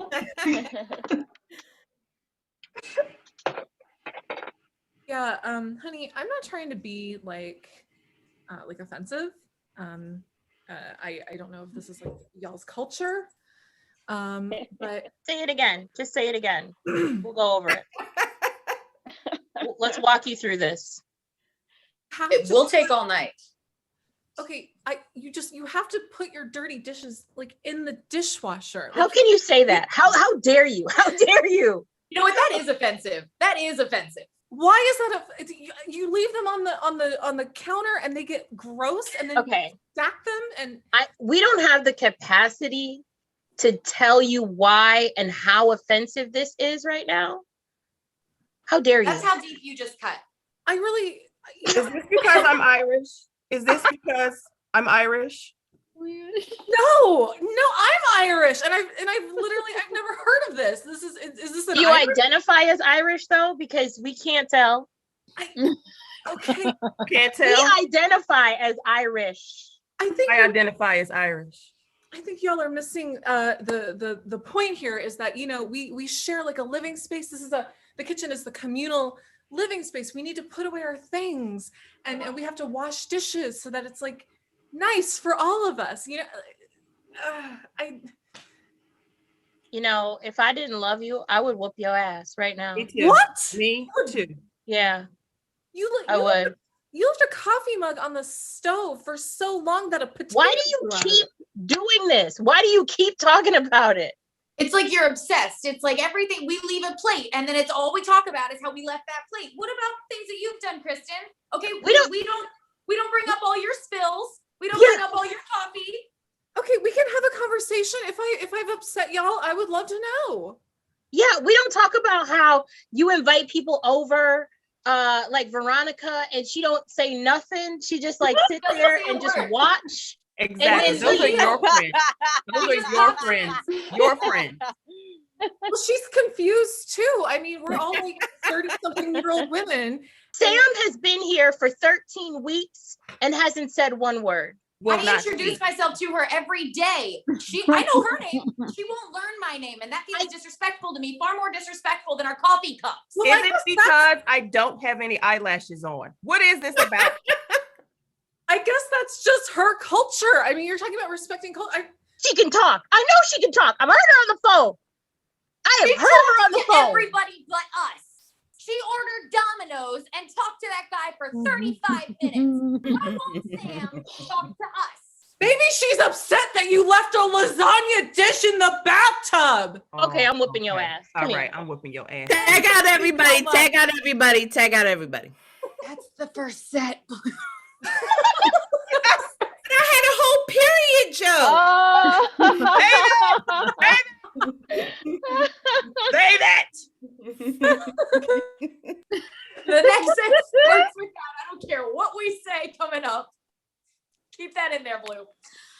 Beth, you can do back to you, Beth. Thank you. Give it up for Hannah and the improvisers. And oh my God. That was amazing. And we have more great comedy coming your way through the magic of the internet and Zoom. Coming up next, one of my favorite people on the internet, on Facebook particularly. She is so funny, and she just had an EEG procedure, and she came right from doing that to be with us. So please give a warm welcome to Veronica Garza. Yay! The host has to say, am I going to get a video? The host isn't going to disable it. The host needs to disable my video. I can't start it. Oh my God, we have Ryan on tech. I'm so sorry. Okay. The one guy helping us out tonight. Man, I logged on in the middle of the improv, and I just see a bunch of women yelling, and they're like, and Veronica, and right away I was like, I'm sorry. And now I just knew, I was like, you apologize to a woman. It's March, even if you're a woman. I'm a lesbian, so I'm like, I will apologize to all women. I just was very, I was scared. And then a man messed up what's going on? I thought it was our month, is all I'm saying. I'm so happy to be here. I'm glad I made it. I had an EEG for I'll explain it real quick. It's like they put a whole bunch of electrodes over your brain and they check the brain waves.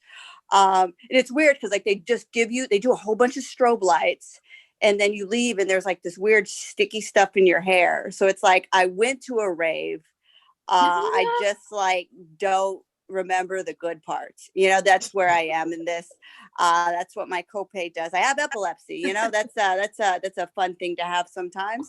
I actually started having seizures about around the same time I was sleeping with men. So I feel like that was my body's way of saying, dick's not for you, right? It's a very aggressive manner to say that. Yeah, I slept with men ill in my 20s. And it's weird. In my 20s, I slept with men and I also was a vegetarian. So it's like I was selective about the meat that would enter my body, but only to a certain extent, that's how I was. I don't know. It's fucking, we were a year into this pandemic. It's weird. This is my thing I've been doing lately because fuck it, let's live on the edge. Every Sunday I go in the bakery down the street and I buy myself a cake, just me, right? And last week I went to buy a tres leches cake, which as we know is 3 times as delicious as a regular cake. But yes, right, everyone, that's the sound of agreement. I asked for the tres leches cake and the baker told me that it's $75. So I usually did. I put down $25 and I asked him for 1 leche. I was like, do you have any expired leche back there? Whose leche is it?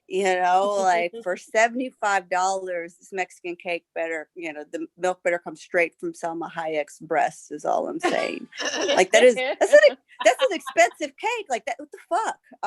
That's crazy. No. Man, there's a lot of weird stuff happening. This brain activity that happened. Someone had a shirt that said Jesus loves sluts. I saw a hoodie that someone had that. I love that. I'm Catholic, and actually I grew up Catholic in Texas. So which people but also I tell people the stories were very much the same. We all remember the story about Jesus at the party where he took his finger and he dipped it in the water and he turned the water into what? Wine. Guns. Yes, he turned it into guns. That's exactly. Boom. He was like, I'm gonna give Judas 2, and I was like, everyone's like, no. It was an interesting time. That's the stories that we had in Texas, and my parents still live there. Actually, my mom played softball while she was pregnant with me. So I like to tell people that I've been gay since before birth, you know? You know, it's people like, when did you know? When did you know? And I'm like, around the second trimester. Like, that's when, you know, like, that's when you develop fingers. And I was like, you know, I like where they are now. Let's see what happens. Oh no. That's a weird joke, right? Because you're like, Veronica, are you saying you like that's also like my mom? It's gross.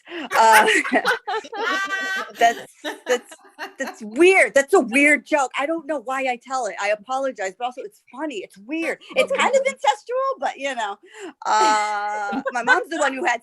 I mean, what's worse, me incest or my mom having sex with a kid? You know, like I don't. No. So I like I was saying, I went to have the EEG. I last year was interesting because I added my partner to my health insurance. So I'm literally her girlfriend with benefits, right? And it's interesting because we both got braces because of this insurance, and people think it's really cute that we got braces at the same time. And I think it's really cute that two people with fucked up teeth found love, right? Like we need to, this is what I think, especially in this time, we need to spend time teaching people to be anti-racist, but we also can't be anti-braces. You know what I'm saying? Like we need to that's right. Push. We need to push and, you know, make sure that there's one thing that's always straight and always white. Your teeth, all right? The straighter and the whiter, the better is all I'm saying. This has been so much fun. That's my time. I'm Veronica Garza. Thank you all. Oh my God. Oh my God. Out for the lovely Veronica. Thank you so much. Oh my gosh. Thank you. Yay. Well, so our last comic, Amber, could not be with us tonight, but she will join us next time. She got caught up. So I'm gonna, I guess, tell you something maybe might be funny. I don't know. I don't remember how to do this. No, I do. We talk a lot about eggs and it's Women's Month and having babies and things like that. And like, I gotta tell you, the idea of having children is it's a lot, you know. It's like, what if, you know, I listen to a lot of true crime. Like, what if they come out like a serial killer or something? Or like, you know, what if you fuck them up? You drop them on their head? Like, I don't know. It's a lot of anxiety. The earth is melting. You know, there's the pandemic. Like, what is going on? But having lived through 2020, I just feel like gives me some confidence because I feel like I would always have that in my back pocket, like as a parent. Like if my kid was ever bitching about anything, I could just be like, excuse me, did you live through a pandemic? No, shut up. Like you just win every argument forever, you know? Like that is a lot of power. You know, I just feel like if you like lived through the Great Depression or you were in Nam or like, you know, you used ration cards, okay? Like you just don't have to take shit from people anymore. And if you go a little crazy, people are like, oh, you know, he's not a bad dad. He just, you know, lived through COVID and the math and everything. It's not his fault. Like that would just give me so much confidence as a parent, as someone, you know, creating life, to just know that they are ever upset. They're like crying, like, oh, did you not, you know, make the basketball team? Are you having a bad day? Well, I had to wear masks at the grocery store. So don't talk to me about suffering because you don't know. You know, it's like, oh, no one asked me to prom. I got $1,200 and a lot of naps. You don't know shit about shit. I'm gonna be a really good mom. What I to say here.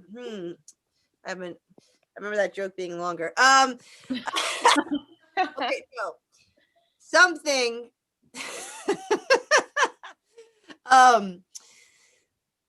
I feel that people talk a lot about, how great eating ass is. Okay, hard left. And I just don't really get what the big deal is. Like it's fine, it's fine, but it's just calm down, all right? You know what I mean? Like I can get why you want to do that. Oh my god, I'm sorry, I completely forgot where I was going with this. It's like, oh my gosh.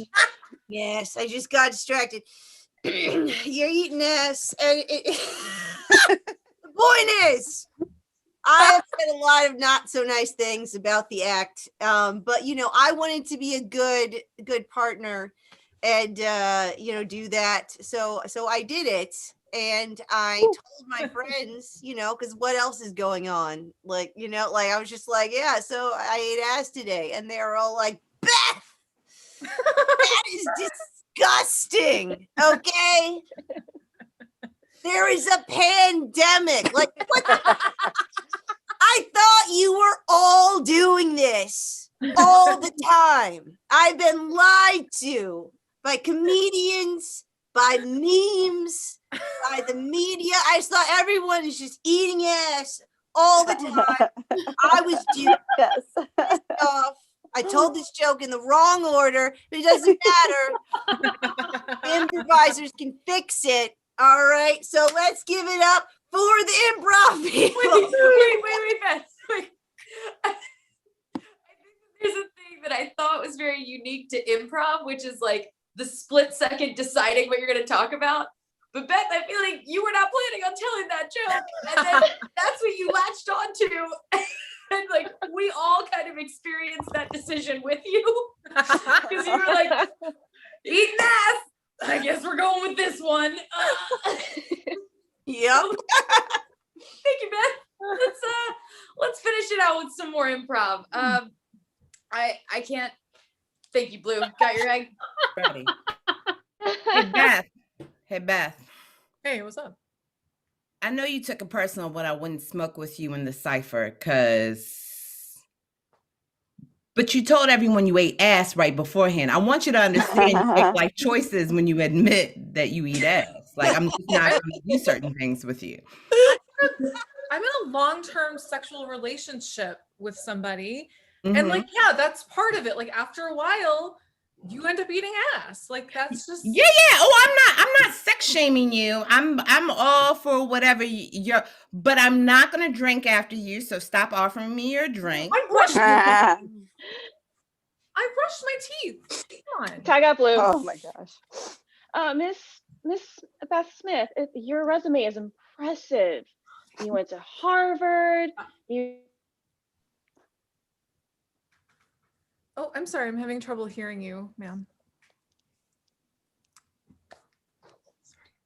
Weird. Sorry about that. There you go. Well, things are a little like iffy at the FBI. Yeah. No, you've done a lot of research. Our sound system, we were super secure.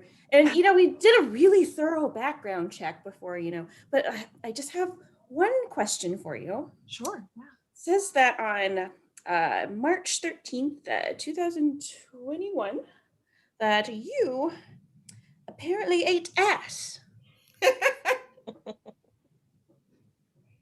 Well, we have pictures. We have pictures, actually. What? Hold on a second. Picture? Yeah, she's a little scan across the street. This is actually on Google Maps. Check out Kim. Look, the only reason that St. Peter let you in here because he's fucking with me. But look, I know you ate ass like a lot, like so much. Yeah. Well, why would they put it so close? You didn't want us to play with it. Experiment with it. Tag out Michelle. Welcome to heaven, man.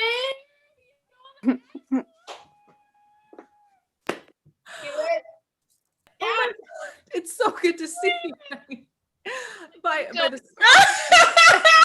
Edit. Scene. Scene, yeah.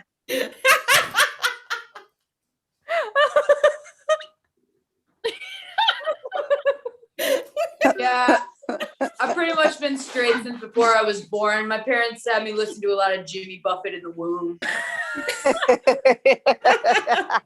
Yeah, you tell me that all the time. Cheeseburger in paradise. I love football. You talk so much about being straight, that it makes me think maybe you're not. Like you over talk about it. Are you kidding? Why would I be eating a corn dog like this if I weren't totally straight? Yeah. You deep throat corn dogs like literally 3 to 7 times. Damn. I try to throw it back like a duck because I feel like that's what cis hetero men do. Definitely. Impressed, baby. I think we should go to a gay bar and just see how you feel. I'm confident enough in my straight manness to be totally fine with that. Probably won't be tempted by anything at all when we get there. Cut to the gay bar. All right. Hey, what's up? I'm part vegan. Hey, what's up, bro? Can I buy you a drink? Oh, goodness. You look like you're really thirsty. Yeah, any do you have Bud Heavy back there? I'll take a Bud Heavy. You should see my boyfriend eat a corn dog. Take out the one you have in your pocket. I would fucking love to see your boyfriend eat a corn dog. Always keep a backup mustard in the back. Oh yeah. Yeah. Oh, wait, Yeah. hold on. Let me. Can I just get a? Let me show you gay guys how a straight boy does it. All right. Mm-hmm. Yeah, do that for us. Yeah. Mm-hmm. Hey, yeah. Hey, listen. Hey. Oh. Hey, I'm straight too. You want to go to the bathroom with me? Yeah, I brought a couple of corn dogs. We can find somewhere to put them. I'll leave it. Tag out, everybody. All right, ladies. Welcome to the 2021 Easter egg hunt planning committee. Now, ladies, have you been prepared? Hold on. Oh, is it time? It's that time of the month. Really? Another one for the kiddos. My God, I'm so excited to be on this committee along with you, and I have been preparing all month. But I do have a concern. Are we gonna make enough eggs for an Easter egg hunt? Like I've been sitting on this one for like 3 weeks. Like if we had 4 people on this committee, we'll have like what 4 eggs? I've been putting out quite a few. Look, I'm not saying that I have an overactive set of ovaries, but I'm saying I know how this works. Right? I put it out. I have eggs. I don't want you to. But last year I did carry the weight of the team, and I feel like you guys should be. I'm just. Can I make a confession, ladies? I love you all so much, and that's why I always come up. And Susan, I love your blueberry muffins. I had a procedure, and I no longer produce. But I hope that I can still come and enjoy the muffins and the movie nights and the Sex and the City marathons, and because we're sisters. We have 3 eggs now for the Easter egg hunt. What kind of hunt is that? Sorry. You have put us in a major bind. Major. What will we tell Reverend Smith? What will we tell him when we don't bring him any eggs? Cut to talking to Reverend Smith. What do you mean you only have 3 eggs? Reverend, Your Holiness, I tried so hard. As a woman, you know that, and like we tried so hard. I've been really sitting on this for weeks. It's not even her fault. Where's the Tina, sister with no eggs? Yeah, you come and talk to the Reverend. Don't Sister with no eggs. Look, Tina Turner. What are we gonna do about this? Look, they misspoke. I have eggs. I just don't give them anymore because my hole has been clogged. So goodbye. Edit. What? Hey, babe, I don't want to like freak you out. Okay. But I haven't laid my egg this month. What did you do with it? You know how we didn't use protection? Egg is inside of you. Egg is inside of you. Oh my God. Inside of your body. You're so hot. You're not that smart, but you're so hot. Babe, we're gonna have a little chick. Oh. Okay. I need to know how okay. Babe. I don't know what that emotion. I don't know what's. Tag out Michelle. Are you a bunny? Tag out Michelle. Bunny. Genevieve. Jen, hi. I just wanted to let you know that we are going to be offering you that promotion, and a $10,000, $20,000 raise. I'm sorry. So yeah. You okay? I can't hear it. Okay. What did you just say? We're going to be offering you a $20,000 raise. You're actually the new CEO of this. Tag out Sam. Excuse me. So they didn't give it to you because you didn't say anything? We're having a chick. This is a very confusing situation. Okay, it was very confusing. The chick, it's all taking you by a lot, you know. We need money. What? Listen, I mean, sounds really good. It's just I feel like $4.95 is a little steep. So how about you give me one all beef patty, average sauce, lettuce, cheese, pickles, onions on a plain bun for $2.25. Yes. I'm gonna have to throw it over to the line manager. I've never had someone through drive-through. And again, you want one patty or two? No, I want just one patty. All right, I'm gonna have to confer with that. Give me a moment, okay? Okay. All right. Yeah, I'm listening in. What the hell is this? I mean, to be fair, if the woman wants only one patty, I feel like we should. I mean, they're a customer. Like, are you saying no? Is that a hard no? It's hard to budge. If we do it for this customer, we're gonna have to do. What's next? We cut this in half. They come through and they say, "Can I have half a milkshake?" Just the One more thing, milkshake? actually, I did want a milkshake, a shamrock shake, but I don't want the 4-leaf clover on the cup. It could just be a 2-leaf clover. I'm thinking for like 99 cents. We're not a yard sale. It's a McDonald's.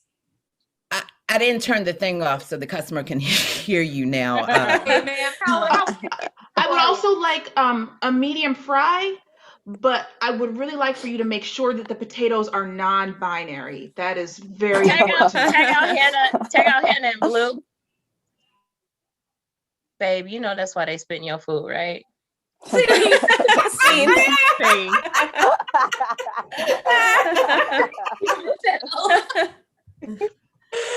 Oh God, I love you all so much, and I just had when I saw the blue hat eggs, I was like, I'll just grab them in case I need them. This is like the one thing I will miss about real improv again, that we're not allowed to go and have our refrigerator on stage, which is bullshit. I'm bringing my refrigerator to the theater. That's the energy that we all need. Right. Wow. Thank you, everyone. Thank you, all the ladies. Let's just everybody pop back on real quick, just so we can take a little screenshot or something, and we can just celebrate all of us and how wonderful this night has been. This has been so much fun. Thank you to all the stand-ups. Thank you to all the improvisers. We love doing this show. Thank you to Highwire for letting us do this show. If your feminism isn't intersectional, it's bullshit. And Black Lives Matter, stop Asian hate, donate to causes like Until Freedom and the Asian American Journalists Society, and plug anything else. Yeah, get vaccinated. Get vaccinated. Wear Lay your mask. eggs. Wash your hands. Lay eggs. Lay eggs. Free range. I wish. April 17th for the next edition of Egg Time. You know, it's Just under a month until I don't know if anybody else is actively laying their egg, but month from today, we're gonna be What did you say? 27 days, bring our eggs. What did you say? Yep. Yeah, I'd say one cycle. We'll all meet back here, eggs in hand. Oh my God, are we synced up with each other? And Did this show sync us all? Oh, thank God. I hope so. Well, wild. Good. Yay. As long as we're all moody at the same time. And honestly, there's a lot of shit for women to be moody about. So Right? I know. So I don't know. Sorry, my roommate was something like, "Oh, you're in a bad mood." I'm like, maybe you're like, "Oh, you're on this," and my girlfriend's, and maybe women are just done with your shit. You know, like that is just how I feel. I'm sorry. hey, don't apologize, Beth. Don't you fucking apologize. Unless Wait, can we all say happy birthday to Tashika? Happy birthday! Happy birthday,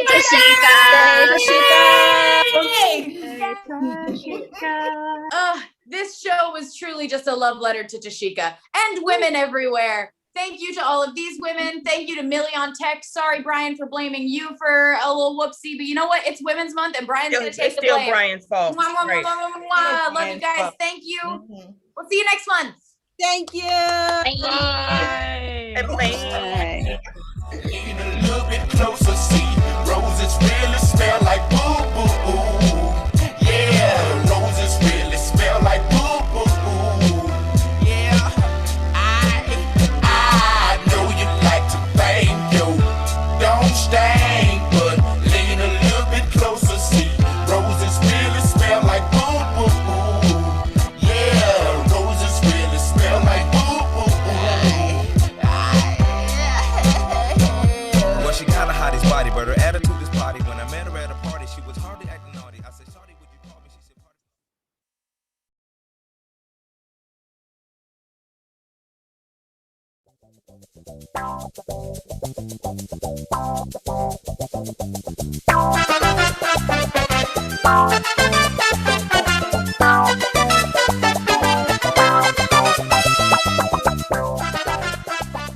Welcome, everyone, to another edition of Playing with Matches. I'm your host, the ghost of game shows past. Some of you might know me as the ghosts of Christmas past. This is what I do the rest of the year.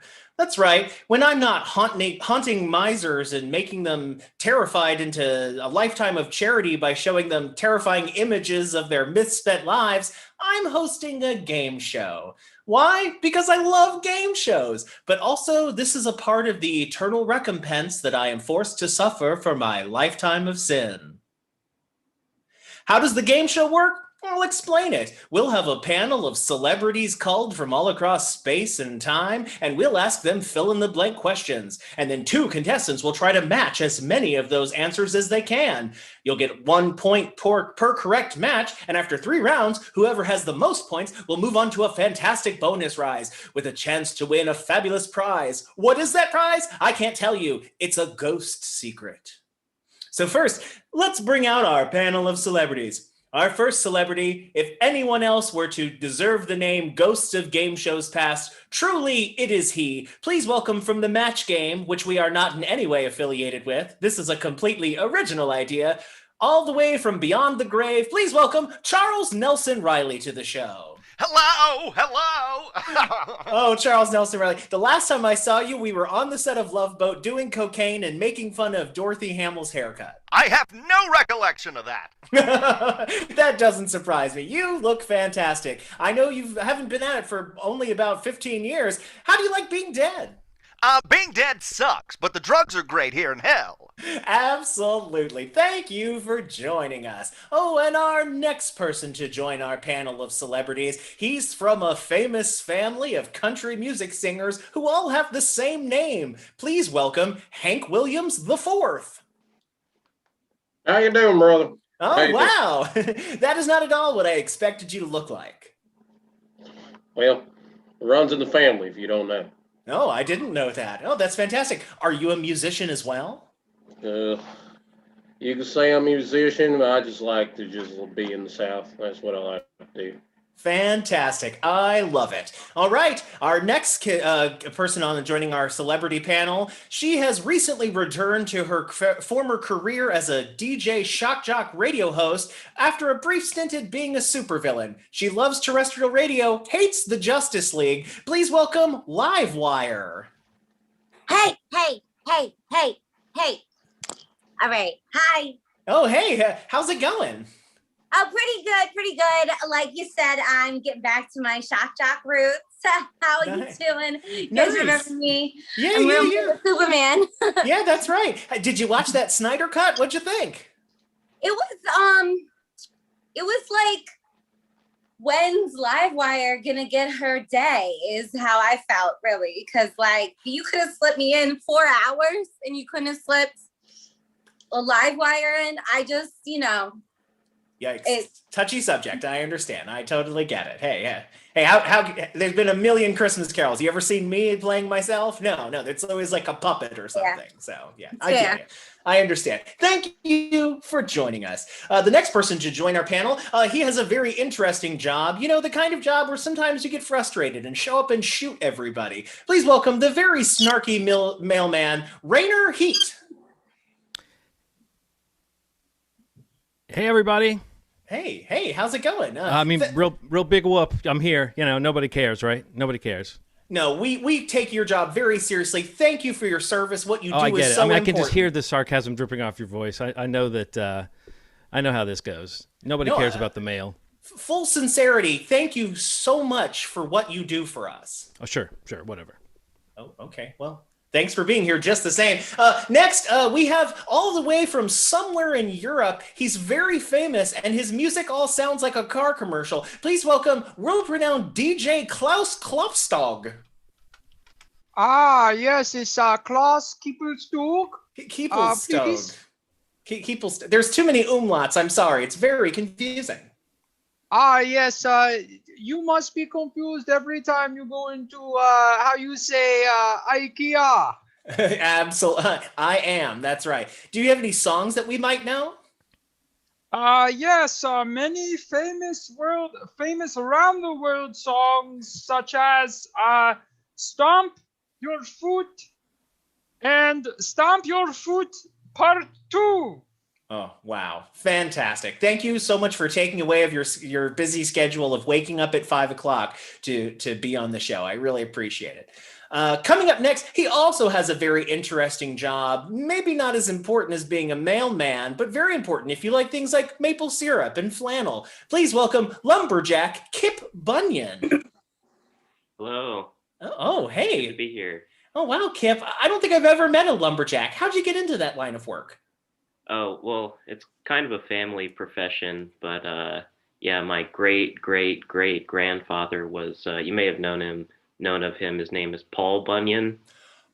Sure, sure. Yeah, big guy, yeah. Yeah.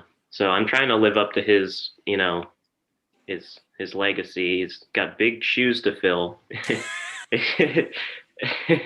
Oh, Kip, I'm so glad to have you here. You've got a great voice. Maybe you should start a podcast. Oh, thank you. Yeah. Maybe I will.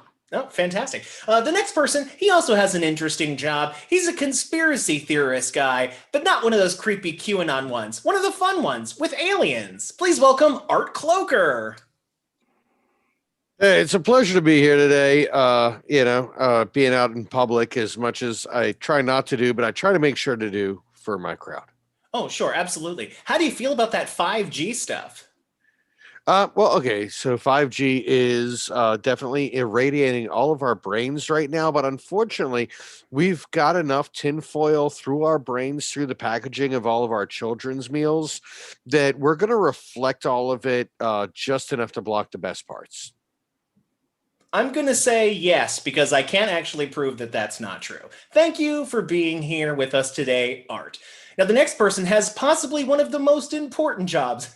Just kidding. She's a secretary. Please welcome the secretary from Glenbrook High School, Grace the secretary. Grace Wheelberg, everybody. Hello, I'm very excited to be here. Very excited to be here. Oh, wow. Fantastic. Thank you for joining us.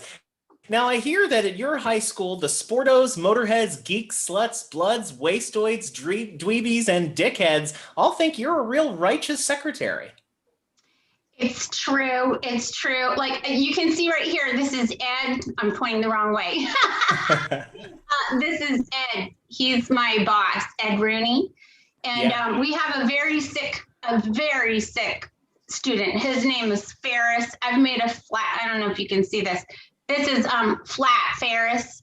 I've been taking him places, but yeah, he has a lot of followers. The dickheads, the sluts, the sportos, they all adore him, and they think he's a righteous dude.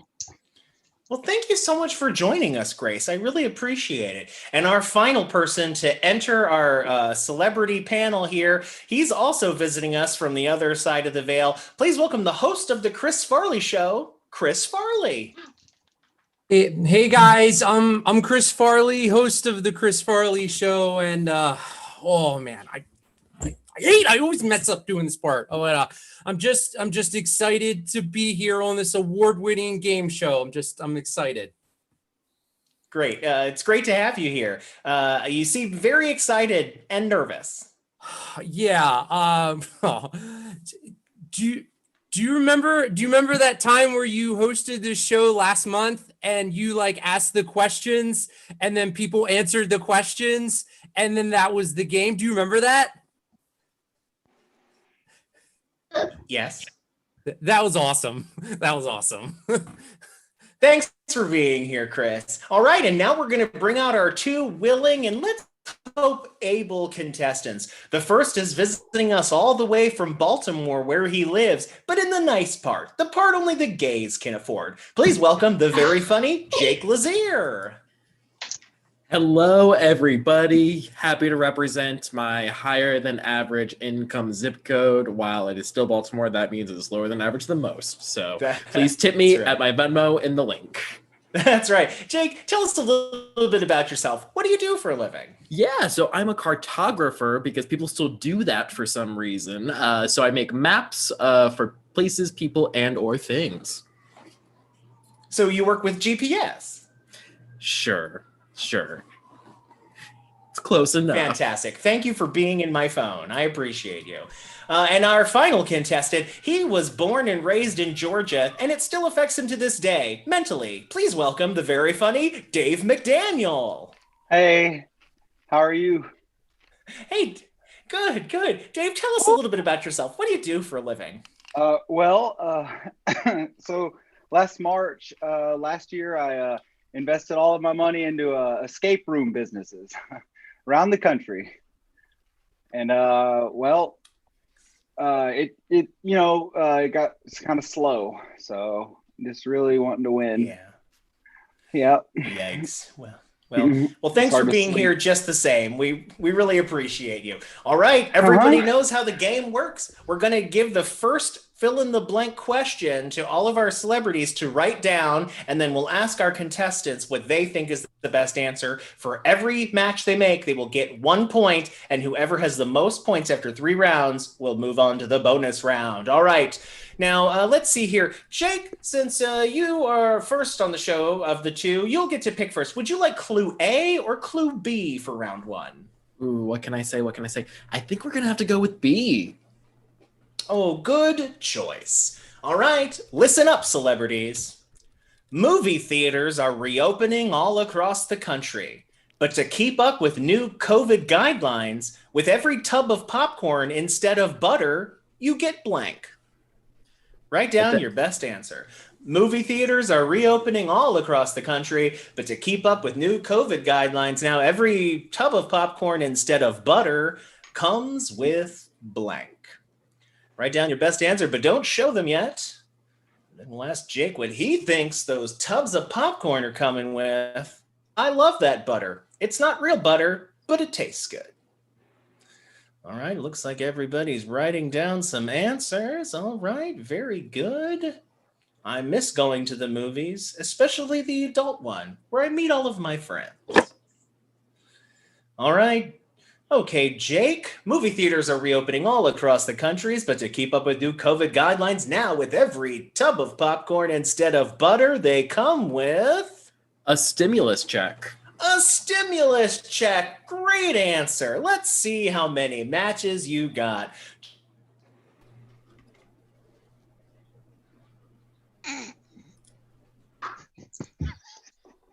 Oh no, did he freeze? I think he's stuck in some sort of time loop. Kind of ghost thing. He's drawn. This is what's called a pregnant pause in the business. It's impossible to get pregnant in interrelational time because unfortunately you can become your own grandpa, and that's nothing more than a novelty song as far as I'm concerned. Well, if you get pregnant by your own grandpa, you get to keep the family name, as I know. Well, oh my goodness. While we wait for him to get back, because I am the one who answered this, I'm going to go down the line and see who matched with me. Charles Nelson Riley, what'd you pick? I actually put finger condoms, but then changed it to hand sanitizer. You get it like a pump of, instead of the butter, a pump of Purell. All right, a pump of Purell right in the popcorn. Triple P. I'm not mad. All right, Mr. the Fourth. Freedom. That cost extra? It's always free, like that little extra popcorn that you get. Free. Fantastic. I'm back. Did anybody? Were there any matches? Not just yet. Charles Nelson Riley and Hank Williams IV have not matched with me, but we have everyone else, so there's still a shot. All right. Well, let's go to DJ Klaus Kluppenkleiben. What did you write down? We're looking for stimulus check. It's Klaus Kieperstung. You keep getting it wrong. It is very angry feelings in my head. Sure. I said for the popcorn, I said hand sanitizer. Yeah. That sounds delicious. Klaus, exactly what country are you from? Oh, I'm from the country of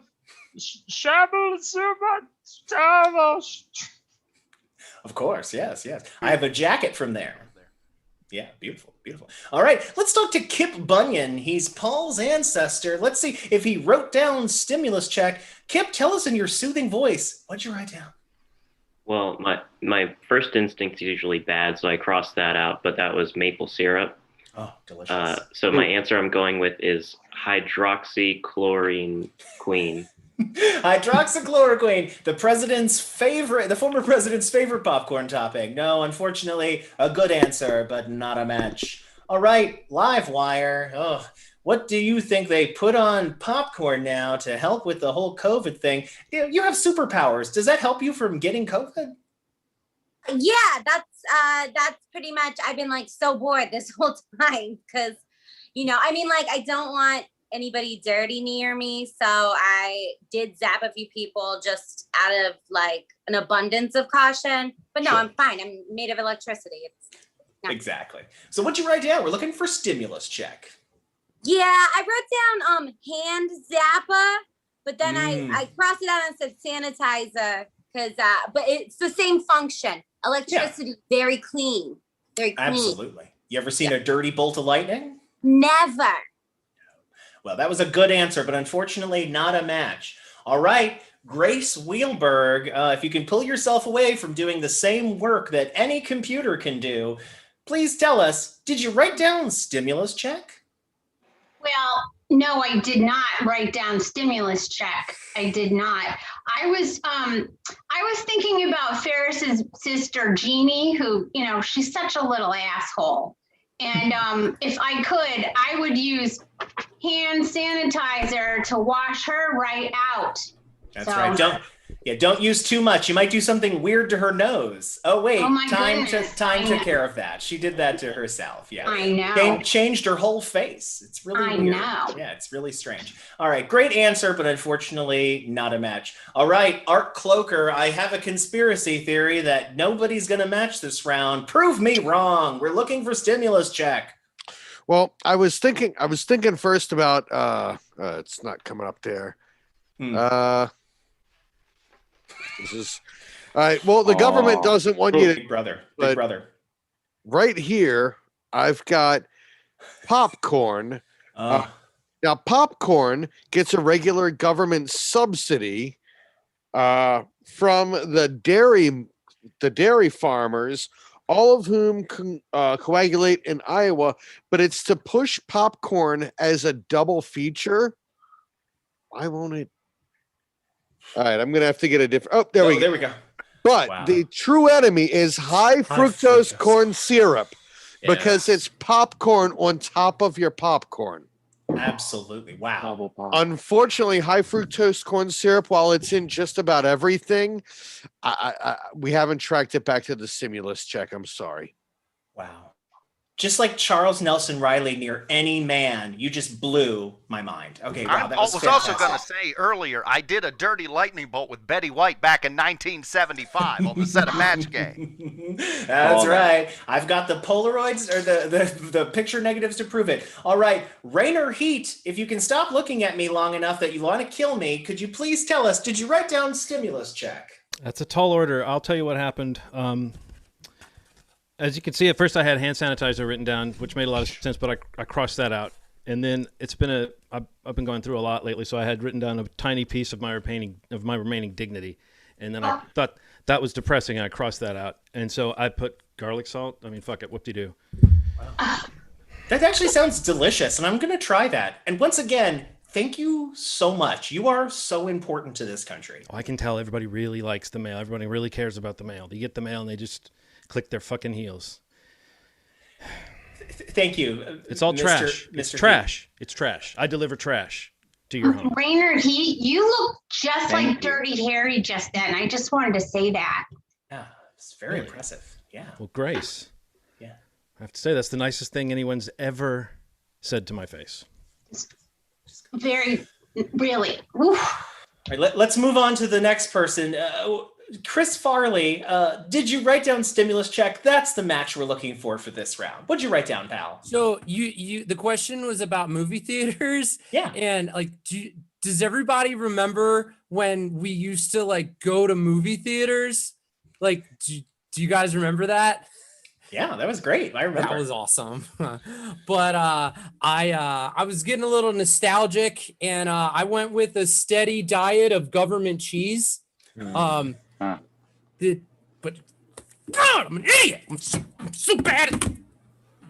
Sorry. It's okay. It's okay, pal. It's just for fun. Don't worry about it.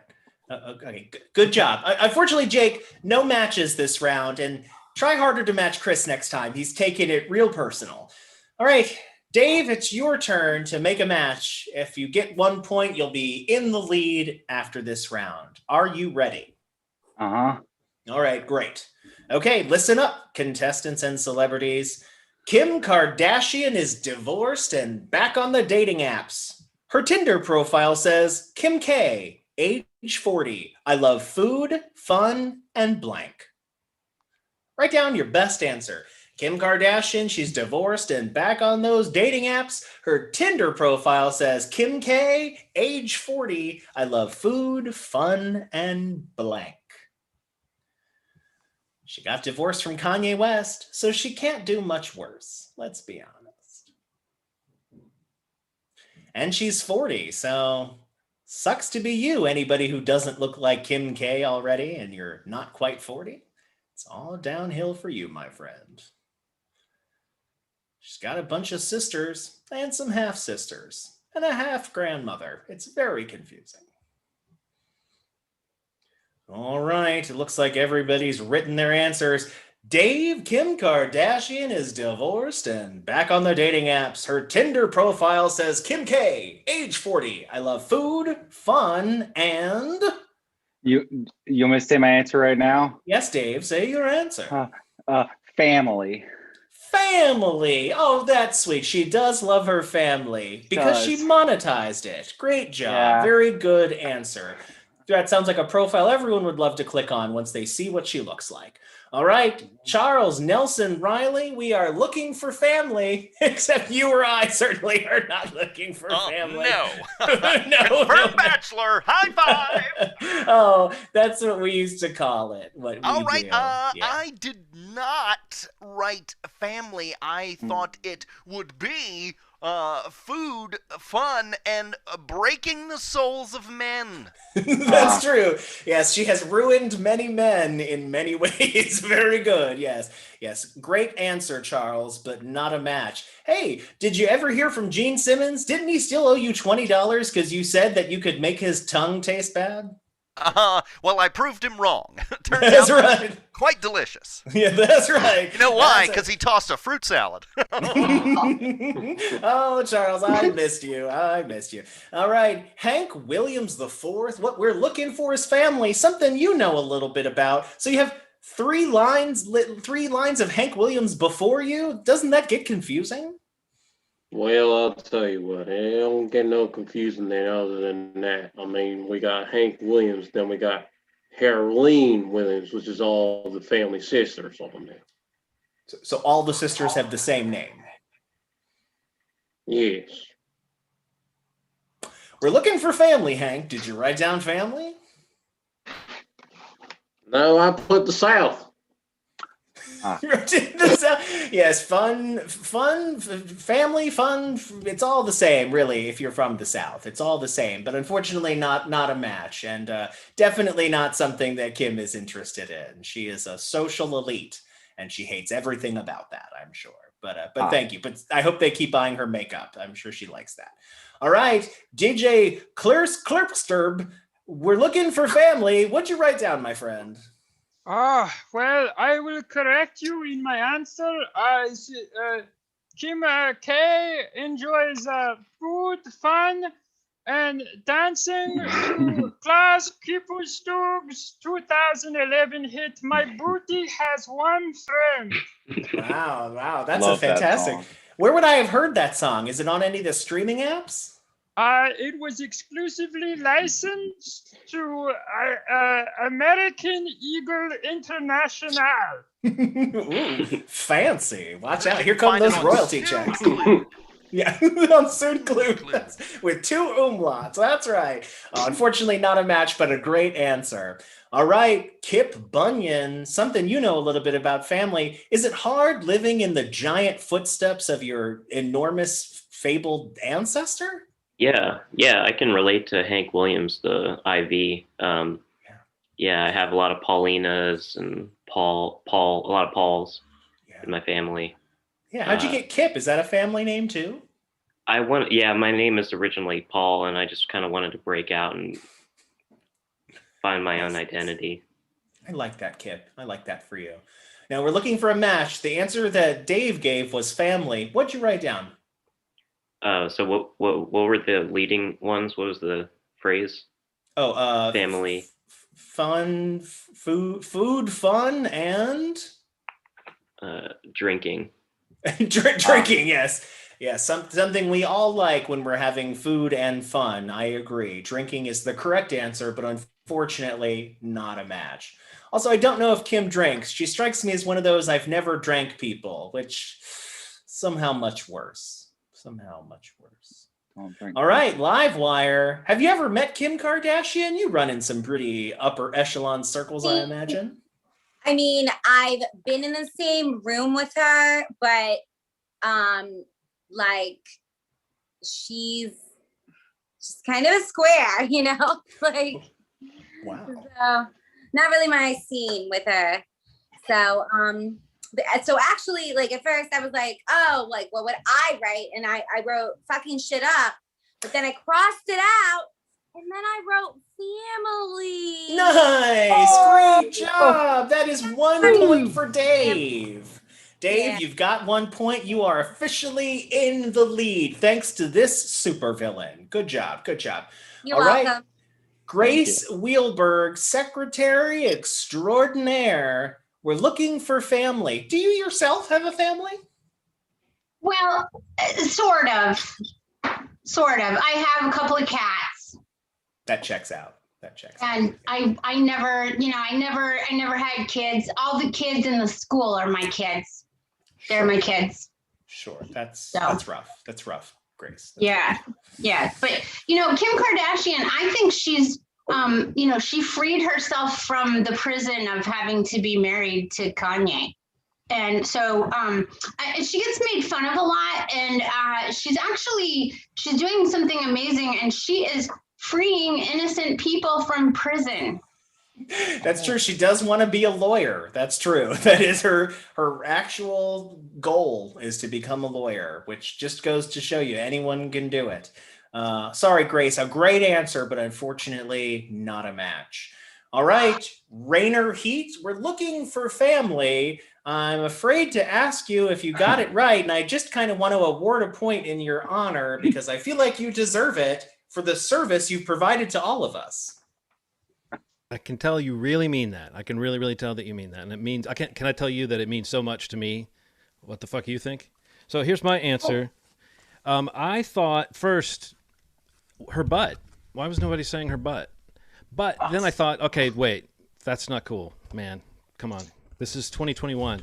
So I said she's into mailing certain sensitive items that only certain people in a certain profession would be privy to.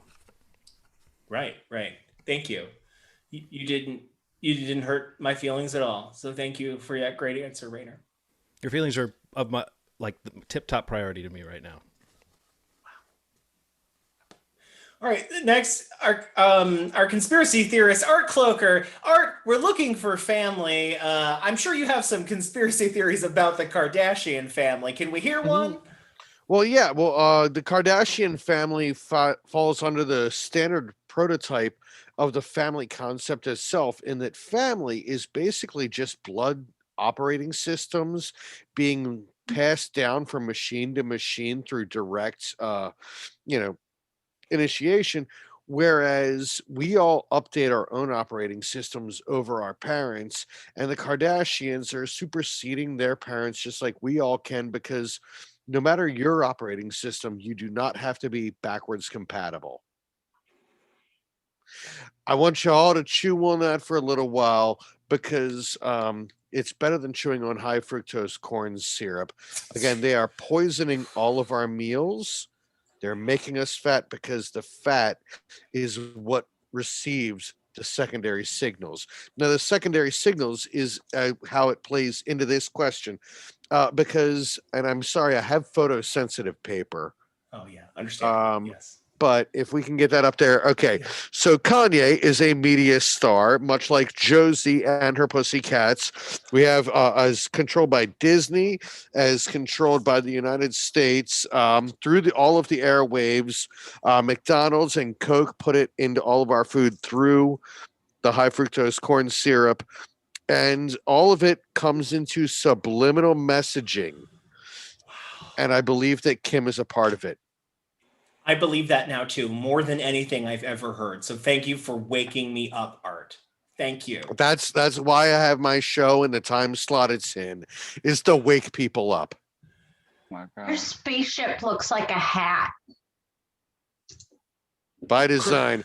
I like to think of myself, if I can position myself properly, as I want to be the Don Quixote leading you into battle against the windmills of of lies that the media has been presenting us. Chris Farley, I don't know how you're going to top that, but what we're actually looking for is family. Did you also write down family there, friend? So, Kim Kardashian, she's married to Kanye West, right? Or she was? She was. Didn't he write a song called Jesus Walk, where it starts off, we at war with terrorism, racism, but most of all, we at war with ourselves? Do you think that's true? Maybe, yeah. Okay. I said decaffeinated coffee crystals. Cool. Sorry, buddy. I really wish it was a match, but I don't think it is. I'm sorry, but great job. You're doing great. Hang in there, pal. Really? Yeah. No, I'm not. All right. After one round, we have Dave in the lead with 1 point. He's doing very well. All right, Jake, so since you're in second place moving into this second round, you once again get first choice of clues. Would you like clue 2 or A or clue B in round 2? Well, B didn't really do too well for me last time, so I'm going to say turn left and choose A. All right, listen up, panel of celebrities. QAnon has started their own online dating app, specifically for people who love conspiracy theories. Instead of swiping right when you see a person you're interested in, you blank it. QAnon has started their own online dating app, specifically for people who love conspiracy theories. Instead of swiping right when you see a person you're interested in, you blank it. Write down your best answer. If you don't know what QAnon is, count yourself lucky. It's bad. After this, I'm going to go haunt Marjorie Taylor Greene just because it's fun, and she deserves it. You guys haunt who you want, or you guys like on a schedule basis? Is there like a timesheet? Yeah, I do a little. There's a timesheet, but I do a little pro bono work as well. Oh, that's so nice. MTG, I just do that. Yeah. I'm gonna haunt him eventually too. I can't stand him. Can't stand that guy. Yeah, I actually did haunt Sonny Bono, but that was funny because he was already dead, so we just hung out. I was like, "Oh, you're a ghost too." Oh, he's very charming. He's very charming. Tips in the night. Like Yeah. You know, we're backlogged. We're really backlogged. Sometimes we get there and it's like, "Oh, they're dead." Oh, you guys must have been packed during last year. Yeah. Busy, very busy. Busy being a ghost. Looking blessed. Busy time. Yeah. All right, looks like everybody's written down their answer. All right, Jake, QAnon has started their own online dating app for people who love conspiracy theories. When you see a profile of someone you're interested in, instead of swiping it, you share it on your grandma's Facebook wall. Share it on your grandma's Facebook wall. We'll take any version of sharing it on Facebook. I think will count as a match for this round. That's a very good answer. That is where you share the best conspiracy theories is on the Facebook of an elderly person. Charles Nelson Riley, we didn't have the Facebook back in the day. We used to just hang out in the park and wait for someone to show up and jerk us off. Remember that? As a matter of fact, I got a little bit confused. I don't know what apps are or sharing or twit space. I said send an oil painting of your asshole. That's what I did. Sounds like Facebook to me. Paul Lynn back in 1973. That's right. Yeah, I remember the parking lot of a Shoney's. That's right. That's right. And then you gave it to Liberace at his Christmas party. That was a good time. That was a good time. Good time. He's burning in hell now. That's right. It made Bette Davis' teeth fall out because she laughed so hard. I really enjoyed that. That was a good Christmas. A lot of people know this. Liberace is in super hell. I believe it. He deserves it. He did terrible things, but great music. Great music. Speaking of great music, I'm assuming your forefathers did this, Hank, although I can't say I'm familiar with any of their songs. I'm assuming country? Man, you're goddamn right, brother. Yeah, and was any of it good or popular? Shit, don't, brother. Everything was popular back then, and everything's popular back now. And that's what we do around here, brother. Oh, boy. All right, well, we're looking for shared on your grandmother's Facebook wall. What did you write down, Hank Williams IV? Well, I'll tell you, I was one of the chosen few to be born in Alabama, and I'm like my daddy, son. I'm proud of who I am. So we roll tide it. Roll tide it. All right. That's a great answer and a reference I'm not quite aware of, but unfortunately not a match. All right, DJ King Koopa, we're looking for shared on your grandmother's Facebook wall. What did you write down, my friend? Sir, when you match with the QAnon, I say you screenshot it so you can identify in real life. That's right. You got to get those receipts. Very important in 2021. I take a screenshot of every conversation I have just in case. Yes, very good. Unfortunately, though, not a match. Kip Bunyan, we're looking for share it on your grandmother's Facebook wall. I have to ask, though, real quick, is anyone else in your family also a giant? Yeah. Yeah, my mother was. She was kind of self-conscious about it, which I don't know why she would be if we're, come from a family of giants, but More mothers. for love. Yeah. She's very large. Cool. All right, well, we're looking for share it on your grandmother's Facebook wall. What'd you write down, my friend? I put down chop right. Chop right. That's right. Are there dating apps specifically for lumberjacks? Yeah, there are. And you have to chop left or chop right? Mm-hmm. Wow, that sounds cool. Do you usually only date lumberjacks? No, just usually people who wear flannel and stuff like that. Nice. Oh, you could really clean up in like Brooklyn or something. Just go to any coffee shop and find yourself a barista. Mwah. Mm-hmm. Yeah, Very I'm cool. freelance, so I go wherever there's work. Nice. Cool. Oh, man. Start that podcast. I'm not joking, man. Start that podcast. Yeah. All right. Speaking of which, Livewire, have you ever thought of moving away from radio into podcasts? Radio's a little over. I love it. Terrestrial radio, it's making a comeback, guys. Also, I tend to like short circuit a lot of digital equipment. And the Wi-Fi, it's just everybody tune FM, AM, just come. Yeah. Anyway, but it's cool because I'm still a shock jock. And you know what? I'm not a Nazi. So I was a supervillain, but I'm not a Nazi. So I appreciate that distinction. Yeah. We got 2021. Weird time to be alive. We have to check. Clear, right? We gotta check. And it all comes back to Paul Lind. Mm-hmm. That's right. He was also a terrible person. Is he also in Super Hell? He's in super duper hell. Who do you think bedazzles the pineapples that get shoved in Liberace's ass? Wow. Oh man. I'm gonna have to come and visit down there more often. I'm out of the loop. All right, Livewire, we're looking for shared on your grandmother's Facebook wall or some combination of those words. What did you write down? So I said slap an old lady, slap a mask off, because I figured maybe there's a graphic of an old lady. You slap it, the mask comes off, and then your phone gets a virus.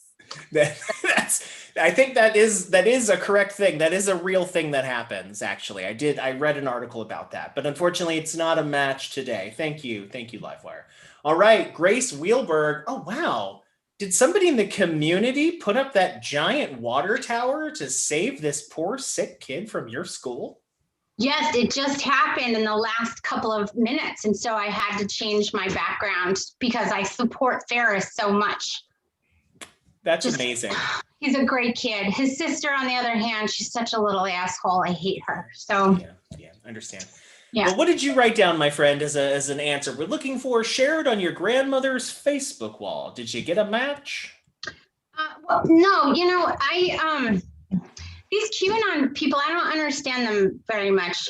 They like their guns. They believe all these conspiracy theories. No offense, Art, I think you have some really smart conspiracy theories. So I actually just said they shoot it because they think, their phones and getting the vaccine, people are going to be able to track you and stuff. So I figured, they might not have a dating app on their phone. They just shoot it. So That's a very good guess, and definitely something I think those people do is shoot their own phones. But unfortunately, for the sake of this round, it was not a match. Sorry. Moving on next to the meanest man I ever did meet. Rain or Heat? Did you write down a matching answer? Well, I want to make an apology to you personally, Ghost of Game Shows Past, because I've been drinking, and I think a lot of what you saw earlier was a lot of the anger that comes out when a man drinks. But I've continued to drink, so I've had some more, so I think everything should be fine. Okay? I was wondering, is there anything for a match where it's two people on the panel that match? Because my answer was shoot your phone and then make whoopee with your gun. That's a very good answer. That means that you have made a match with Grace, and that means that you two get to go on an all-expense paid trip to Epcot Center together. That's what that means. Ooh. Yeah, that's great. This is great. Things are looking up. That's Things right. are looking up for Rain or Heat, the Snarky right. Mailman. Nice. Thank you. Great. Oh, man. We really worked through something. I feel really good about this. All right. Art Cloaker, something you know a lot about, conspiracy theories. These QAnon people must be giving your kind a bad name, huh? They really are. They really are. And I don't have a match with the QAnon people. They are the people that believe everything they read. If your aunt sends you a forward, my aunt wouldn't lie to me. They believe it. They're the people that believe yield signs. Right. They're simple folk, and unfortunately, they're the ones who should not have the internet and should, and I agree with Livewire on this, get back to terrestrial radio. Yeah. That's a match right there. We should be promoting real airwave material. I tell all of my podcast listeners to get a micro transmitter, and when they're listening at home, to broadcast that into the radios of their neighbors. I agree on that. But yeah. And it goes into outer space too. Yeah. It does. The signals go out to space. They come back. They bounce off of planets, just like re-recording episodes of Doctor Who bouncing off of Jupiter 50 years later. It is all possible to receive. But more importantly, the match I had was the idea of the screenshot, although I do believe that QAnon is doxing their potential mates to shame-base them into having no one else but them as, unfortunately, a romantic, I wanted to call them suspects, but prospects, I suppose. That's the shady shit QAnon is dealing with. Chris Farley, once again, we're looking for a match. I'm just going to sit over here and think about how little I knew until today. We're looking for grandmother's Facebook. Do you guys remember that movie that I did with Dan Aykroyd where I was like trying to bang his daughter Connie? Do you remember that? It was called Coneheads. So, and I'm kind of into that. So I said, put a cone on their head. Uh-huh. Every time I'm trying so hard. Keep it together. Whew. Unfortunately, no matches, Jake. Unfortunately, no matches for you. I'm so sorry.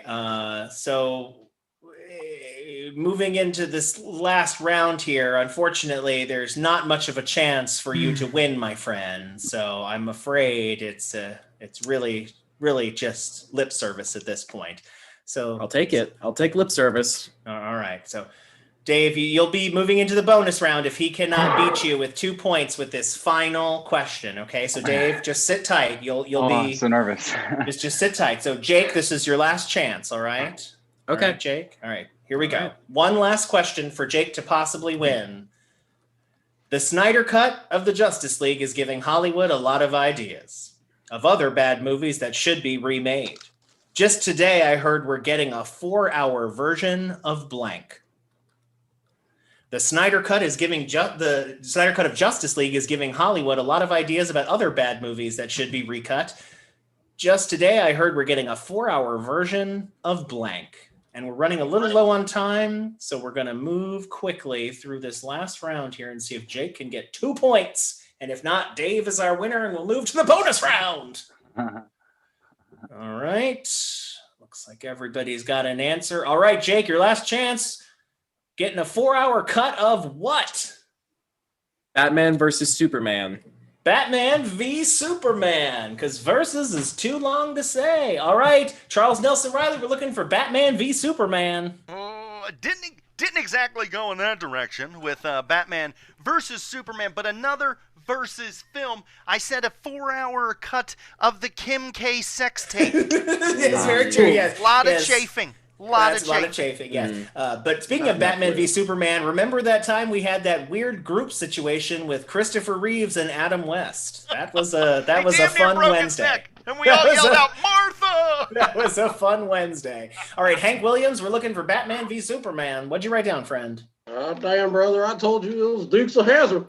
Dukes of Hazzard, a great show, but unfortunately a terrible representation of white people. DJ Clips, we're looking for Batman v Superman, BVS. I put a movie that's very famous in my country as Dirty Dancing. Dirty Dancing. No, sounds good. Sounds like maybe the person who is in it is an asshole, but no. Kip Bunyan, we're looking for BVS, the DOG. What DOJ? What did you write down?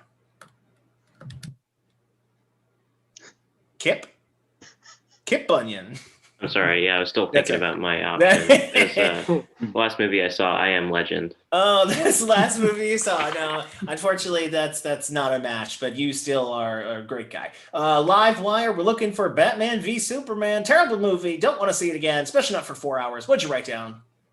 Wow, I can't believe it, but I wrote down Batman v Superman spliced with a Live Wire fan film where I'm the bad guy. Nice. All right. I'm going to count that as a point. So we're now tied at 1v1. They cut me in.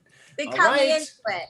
And then I get to take Ben Affleck, Batman to Dunkin' Donuts. It's real cute. It's like a wink.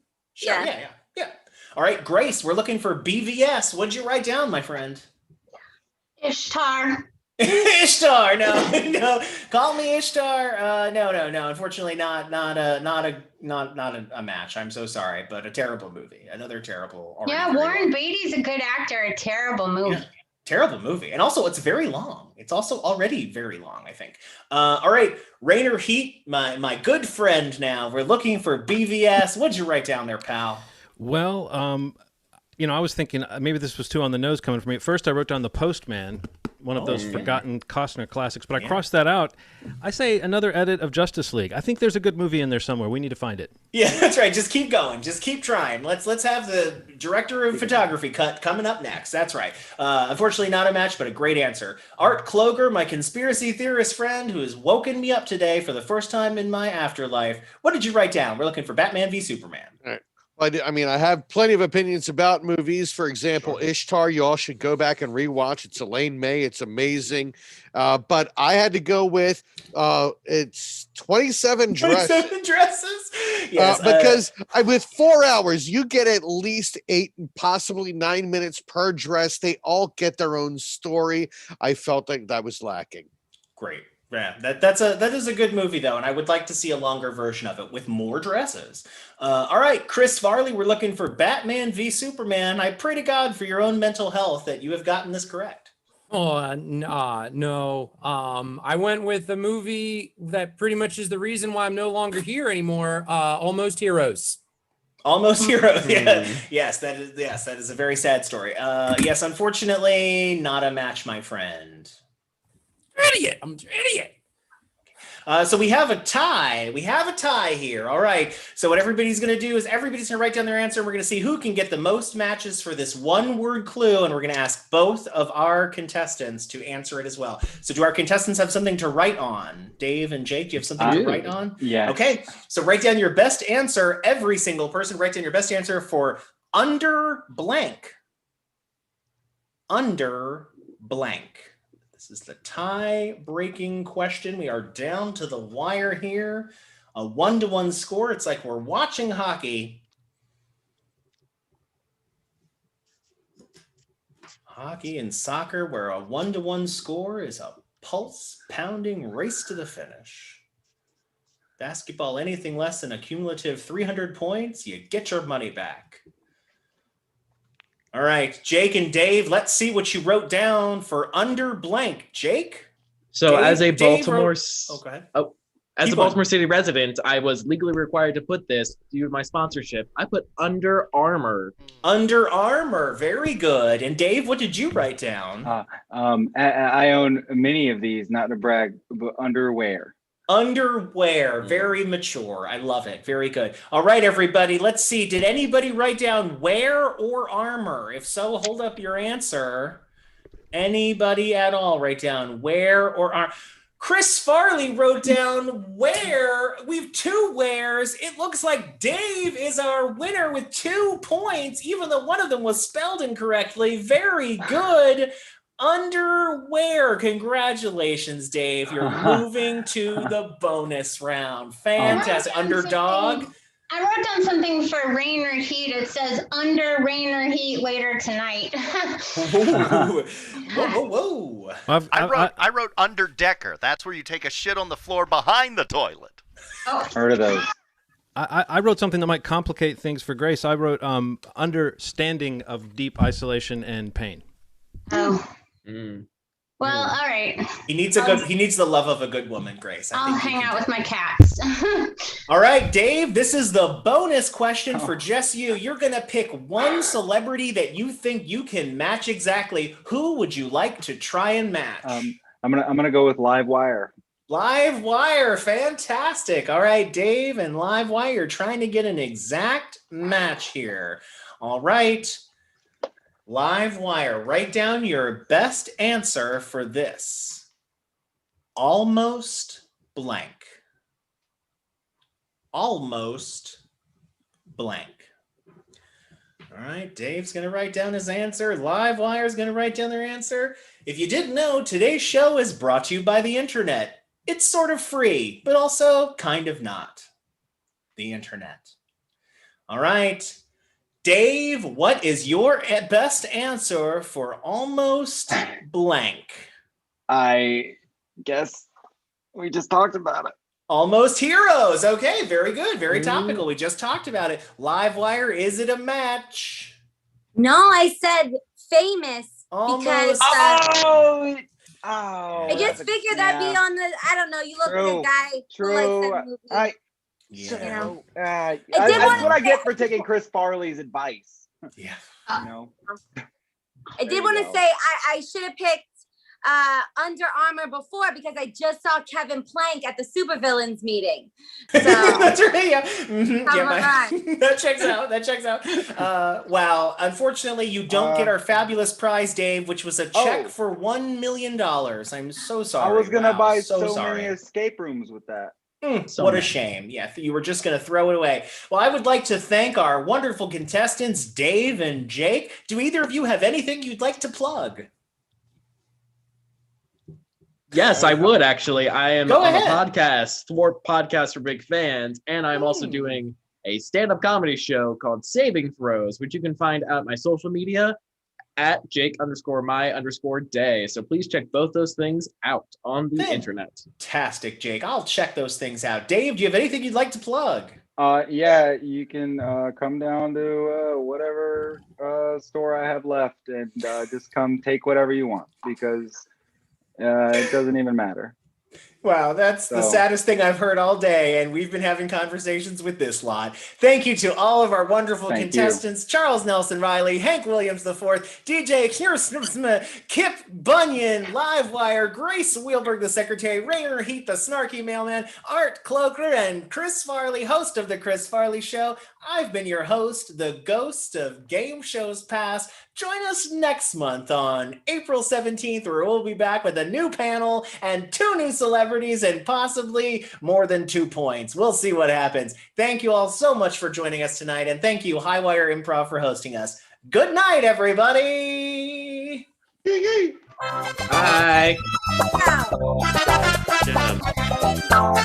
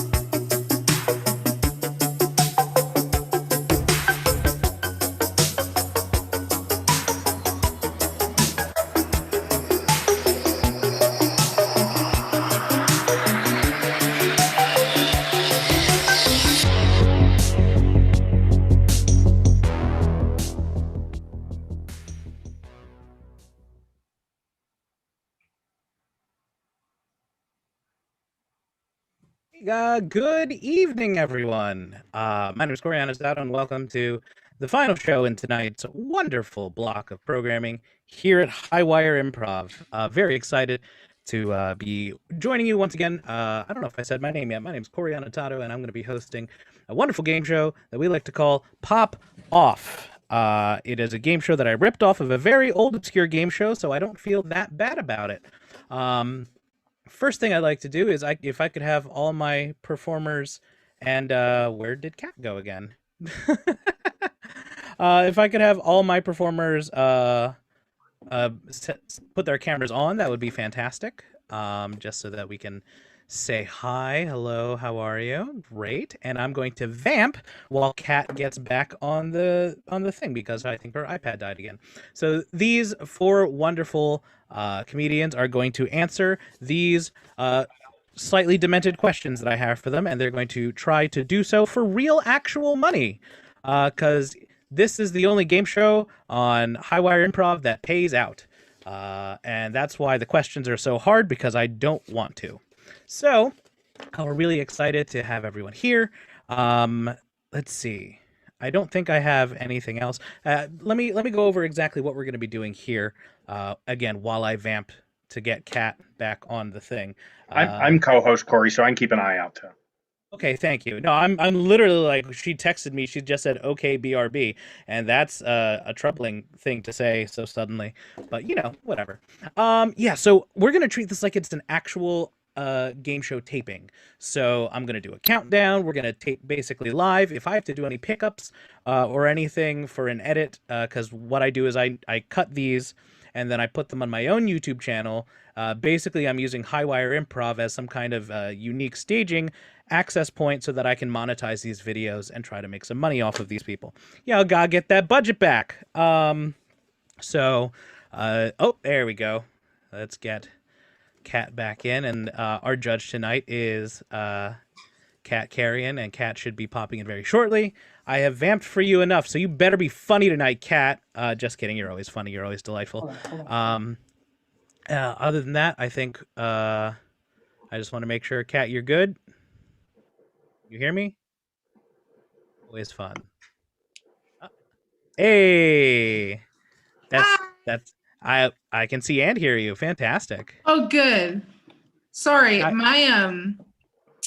my little communication device stopped unexpectedly. Oh, that happened to me too. Like all good communication devices do. So I apologize for that. Yeah. The one thing that communication devices are really good at, it's stopping communication. Yes, for sure. Surprisingly enough. All right. So here, if I could now have all of our performers turn their cameras off. You too, Kat. I will figure that out. Thank you. One of these buttons. Oh, you got it. Cool. All right. And I'm going to put this in speaker view as well so that everyone can see me. I can see everyone as a participant. Cool. So I'm just going to click here. Cool. And we are going to start. Oh, right. I also should probably get the intro spiel up. I don't have a teleprompter. Hey, we're live. And also the joy of knowing that I will someday edit this makes things a whole lot easier for me. Okay. Teleprompter aquí. And then more thing. I had a whole half hour to prepare for this, and what I decided to do was tell everyone about my intestinal issues for the day. I wish I had not done that, because now I'm scrambling to find the names of the people playing and the order in which they will be playing, and you can hear my super clacky keyboard as I do it too, which is extra fun and embarrassing for everyone. Part of the experience. It's part of the experience. Exactly. I've never been to a game show taping that went off without a hitch. So, everyone is getting the full game show experience. Okay, now we're all set. So if everyone could brace themselves, great. We're going to start the game show in 5, 4, 3, 2. Today, I've got 4 players who will have a chance to win actual cash money, as long as they can keep up with each other and my wild whims and whimsies. Let's see if they can pass the buck. I'm Coriana Tato, and it's time to pop off.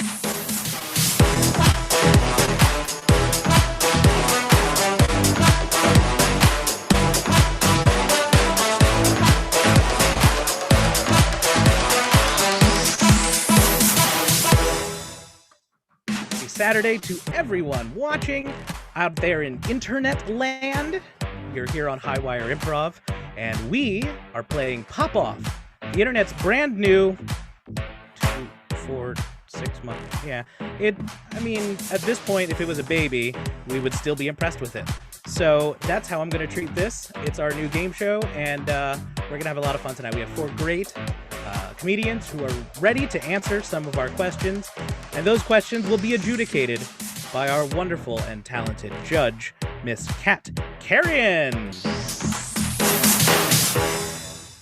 Kat, how are you today? I'm doing well. How are you? Oh, I'm doing just peachy. What's new with you? It's been a while. Nothing particularly new is new with me. Same things. I'm using gas station bathrooms in lieu of my own bathroom. Fun or for necessity? Both. Okay, I like to party, so I figure like maybe sometimes I go to Wawa because like they have a different vibe, and then because the sheet music is always playing Wham too loud, and it's being in a nightclub. It's like you're shitting your pants in a nightclub, so I like to do that. And the nice thing about Sheets' bathrooms is they're also kind of dim, and there's someone doing a drug in them at all times. So it is like a nightclub. And it's like not even me anymore. Like I'm using the bathrooms, you know? Right. I'm growing up. I'm so proud of you.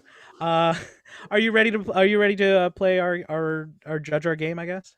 I am so ready. I have a working computer and I have lights, and I didn't pay attention to my skin, so I hope everyone pays attention to it for me. Can you see the extra sheen on me today? I did a face mask. Which one? It was banana essence. I love that. I know. I put on a cilantro one, and it burned my skin so badly. It felt great. It smelled like a giant Chipotle. I loved it. Amazing. Thank you so much, Kat. Thank you for putting up with me. I will, it's what I love to do. Let's play our first round, and we'll introduce our contestants as we play the game. So if everyone could turn their cameras on again and their microphones, we can play round number 1. Nope. I should probably hit there. Here you go. Let's play round number 1. And we are going to start the game with Brian. Brian Shea, good after evening to you, my friend. Yes, it's an after evening. Time is an illusion, so I don't even care. How's your morning been? My mid-morn has been fantastic. It's been a good day. And a good day. Fantastic. I'm glad to hear your twilight is fantastic. Brian, I'm going to ask you a question. This question is going to be for this entire round, so everyone should pay attention to it. All you have to do is give me a valid answer. If I think the answer might be questionable, I'll turn it over to Kat, and Kat will double check to see if she thinks that the answer is a good one or not. We may ask you to explain yourself, or we might just consider you all sorts of wrong. Correct answers, we'll put $25 or 25 cents. Oof. 25 cents. 25 cents. Rules. You said it. It sticks. That's not how any of that works. And if it does work, this is your theater. You'd be paying for it. So the rules of verbal trickery. My stomach is not here yet. Sorry. Fair enough. So yeah, 25 cents will go into the pot for every correct answer. The last player standing at the end of the game will win all of the money in the pot and go for a chance to win $50 in cold hard cash. Right now, we start off every pot with $1. So Brian, here's the question for round number 1. Hard and everything. Brian, some people go on TV and they get married at first sight. Name another activity that would be terrible to do on TV, sight unseen, but amazing to watch someone else do. Oh, stick their hands into a garbage disposal. Yeah, I mean, that would... the word of... The definition of amazing is getting stretched there, but I'll fine with that. Garbage disposal, check. Thank you very much. Sure. Now we go over to Alyssa. Alyssa, please. I should have asked well before him, but how do you pronounce your name? My name is Alyssa. Last name is Iduchi, but you can also say Alduki if you like. I kind of do. Alyssa, tell what are you doing with your life? Wait, am I answering the question or am I talking about? Because if I answer with my answer, We're small talking. You're gonna be upset with me. No, we're small talking right now. We're small talking right now. What am I doing with my life? Yeah, I'm mostly attending to my cat's belly rubs primarily. Just got off unemployment. Real happy with that. And, Are the two acts related in any way? Are you getting paid to belly rub a cat? I was up until my unemployment ran out, pretty much. Let's see, okay. Now I have to write jokes for money, which Oh. is much worse. And yet I'm asking for them for free. Terrible. Well, thank you, Alyssa, for coming on the show. We will plug all sorts of fun things once you lose, or if you win. Either way, I don't know. Chance at 75% of you are going to lose this fucking game. So whatever. I'm safe from that assumption. So we'll hope it's the latter. Well then, Alyssa, the question is to you. Name an activity that would be terrible to do on TV sight unseen, but amazing to watch someone else do. I'm thinking do an autopsy. I mean, you want to be prepared for that sort of thing. Who is it? The paperwork. That's I'm true. You get the paperwork before you show up. You know what I mean? So you're sight unseen. I'll give you that. I would think if the first time you're doing an autopsy, it's televised. Yeah, it's probably not great. Well, thank you, Alyssa, and we will come back to you shortly. Next up on the docket is Allison Snyder. Hi, Allison. Hello. How are you today? I'm doing well. Is this the part where you ask me what I'm doing with my life? Because that's not small talk, I don't think. Oh, well, okay. Well, let's start narrowing down the talk. So let's start super big. Why?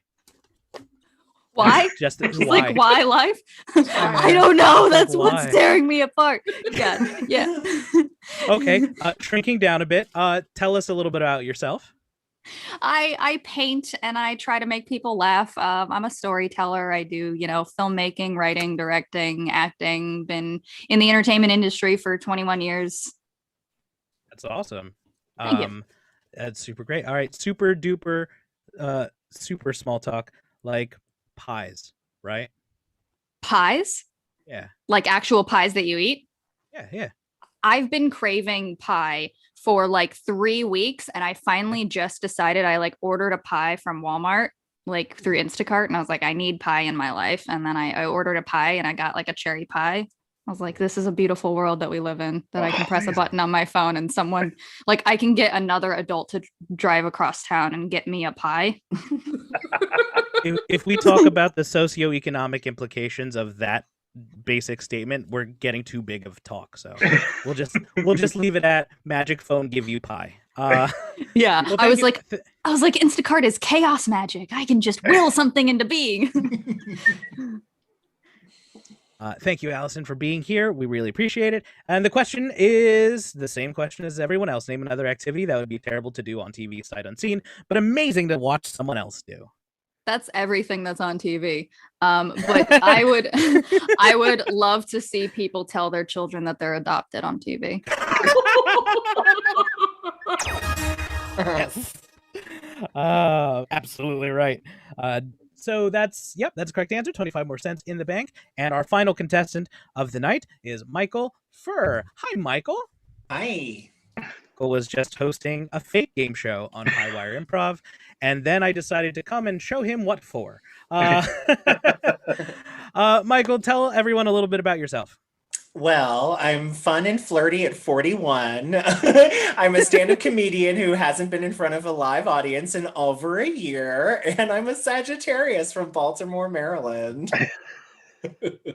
And a stewardess. I'm really sad. Wait. I don't have the dating game music up on command. Damn it! Stupid. Wait, here it is.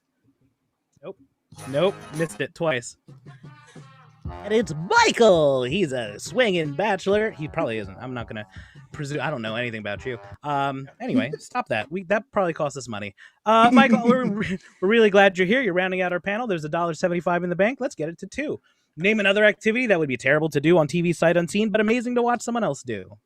I would like to see complete strangers co-parent a foster child. Oh my God.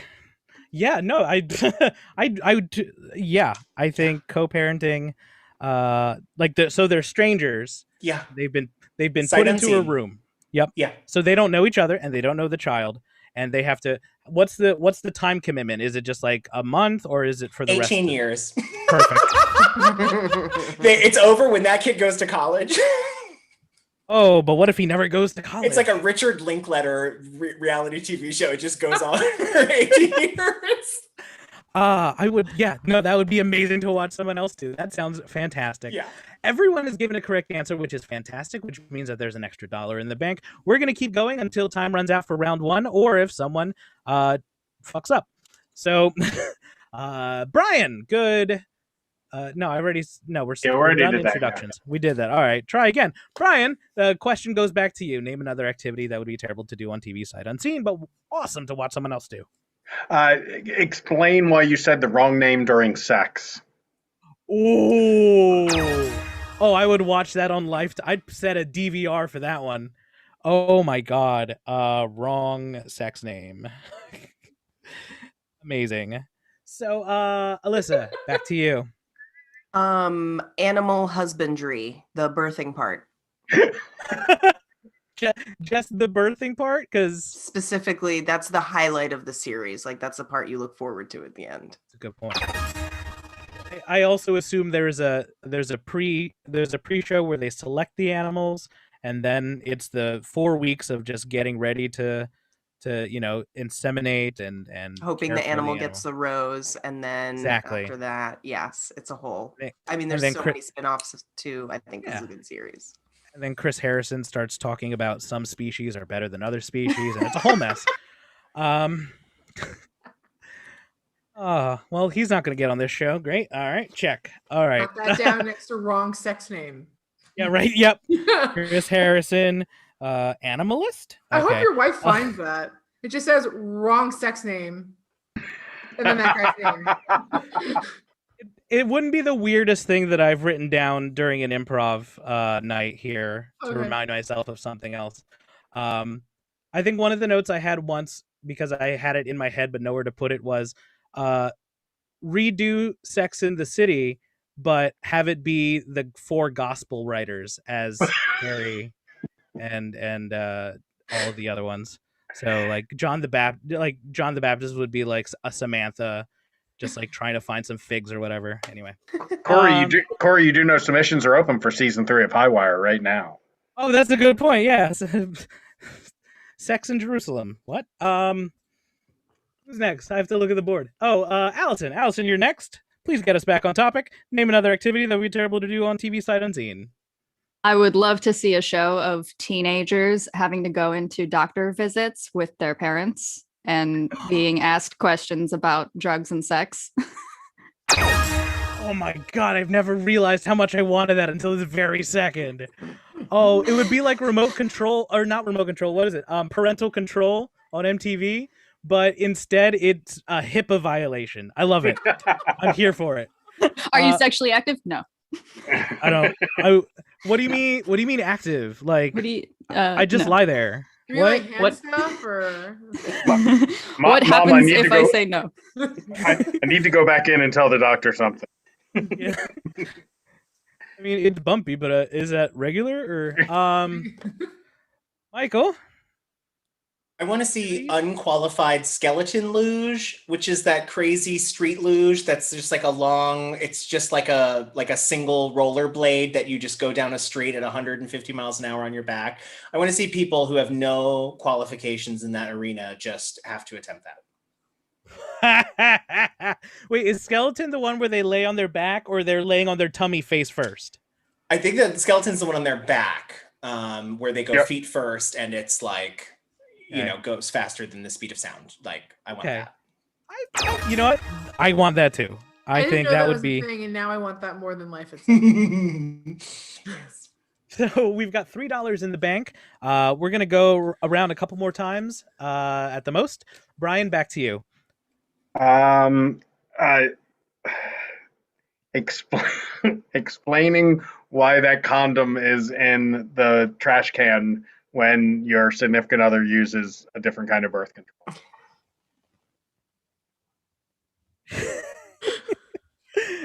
I think that's all reality TV. I was gonna say that sounds real familiar, Brian. It sounds like all of it. I just call that Wednesday. Yeah, that's just Wednesday. I'm going to hit that button. Oh no. I have no reason to say that that's an invalid answer, but I just want to talk about how, like, I'm pretty sure that's at least 2 seasons of Flavor of Love. Are you okay with condom explanation? I gotta tell you, as like a human person in my reality world that isn't like TV media, that would be like a horrifying situation that would have some real emotional drama attached. But in terms of TV, that's like fucking Teletubbies. Like, okay, yeah, I saw it, great, fine. That's happened on every show ever.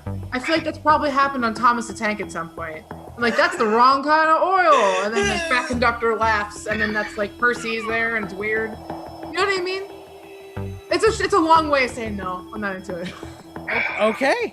I'm sorry. Right, I'm gonna. No, it's absolutely fine. So, Brian, unfortunately, I'm gonna have to put you under pressure. So, Alyssa, you're next in line. Let me explain the situation. If you can give us one final valid answer, you will pop Brian off, which can get us demonetized if we do it wrong, and Brian will be eliminated from the game. So this is comedy cutthroatness at its finest. Alyssa, let me read the entire question out to you. Some people go on TV and get married at first sight. Name another activity that would be terrible to do on TV sight unseen, but amazing to watch someone else do. I'm gonna say, have the most religious member of your family read your diary. Oh. Yeah. Oh God, it hurts. I'm For so variety of My Uncle but Ahmed. but I want to watch that so bad. I'd binge the shit out of that. Yeah. But you don't want that to happen to me. No, How I many definitely would diaries? not. No. Yeah. Oh. What would be, Alyssa, what would be the most embarrassing thing that you would share that someone would read in your diary? Probably the first time. Oh God, I hope none of my family is watching this. The first They won't. We'll time. hide the SEO. Just turn it off now if you're related to me. First time I ever had anal sex was on Kelly Drive in somebody's car. In a car? Me In too. a car. There was kayaks. That was the scenery. It was kayaks.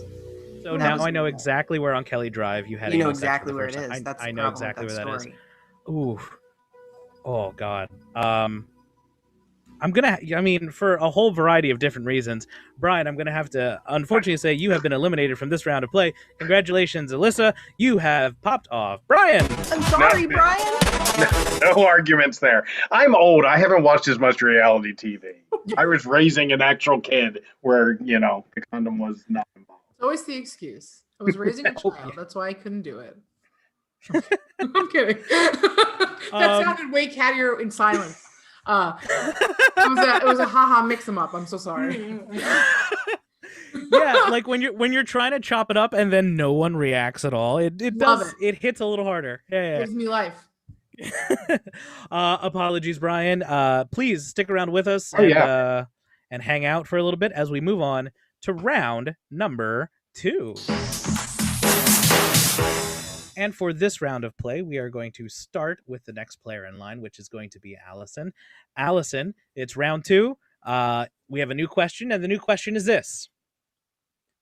Name an otherwise mundane activity you think would make for a fun video game.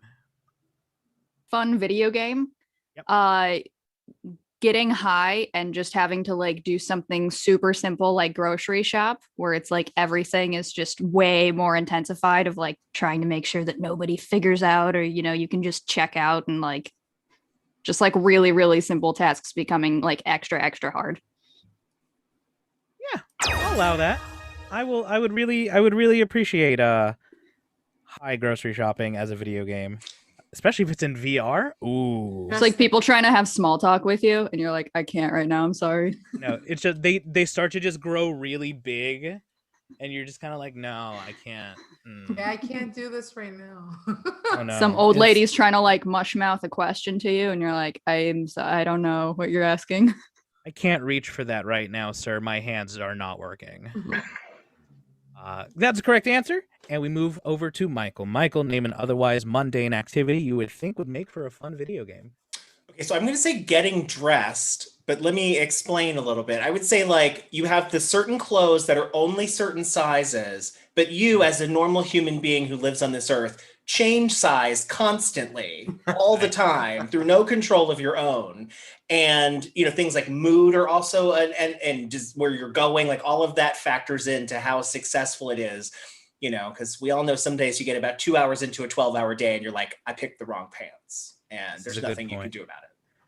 I feel like I feel like my niece has played a game like that very, very closely. However, the existential dread of the human body has no place in it. So yeah, I'm gonna give you that one. That's absolutely right.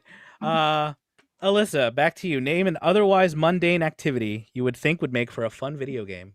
I'm gonna say folding a fitted sheet. Oh, yeah. Like, do you remember the game Quap where you like couldn't run because you couldn't Yeah, control the legs? It'll be like that. Exactly. Bullseye.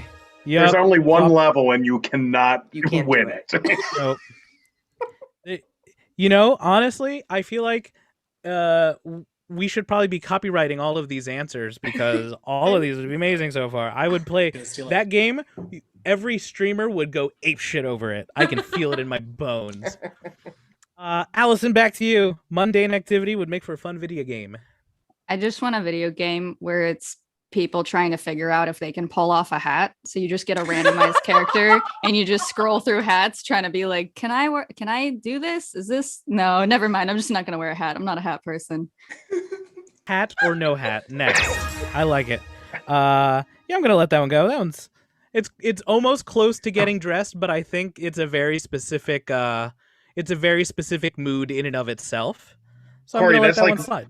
That's like me in every improv show I do online. I have my stack of hats right here. It really is. It's like we should just call it Brian Shea's Brian Shea's pro hat wearing 2K7, and it's only bucket hats. So yeah, we've got $4 in the bank so far. Michael, we're back to you. Can I call you Mike? Sure. I don't want to. Michael, name an otherwise mundane activity you would think would make for a fun video game.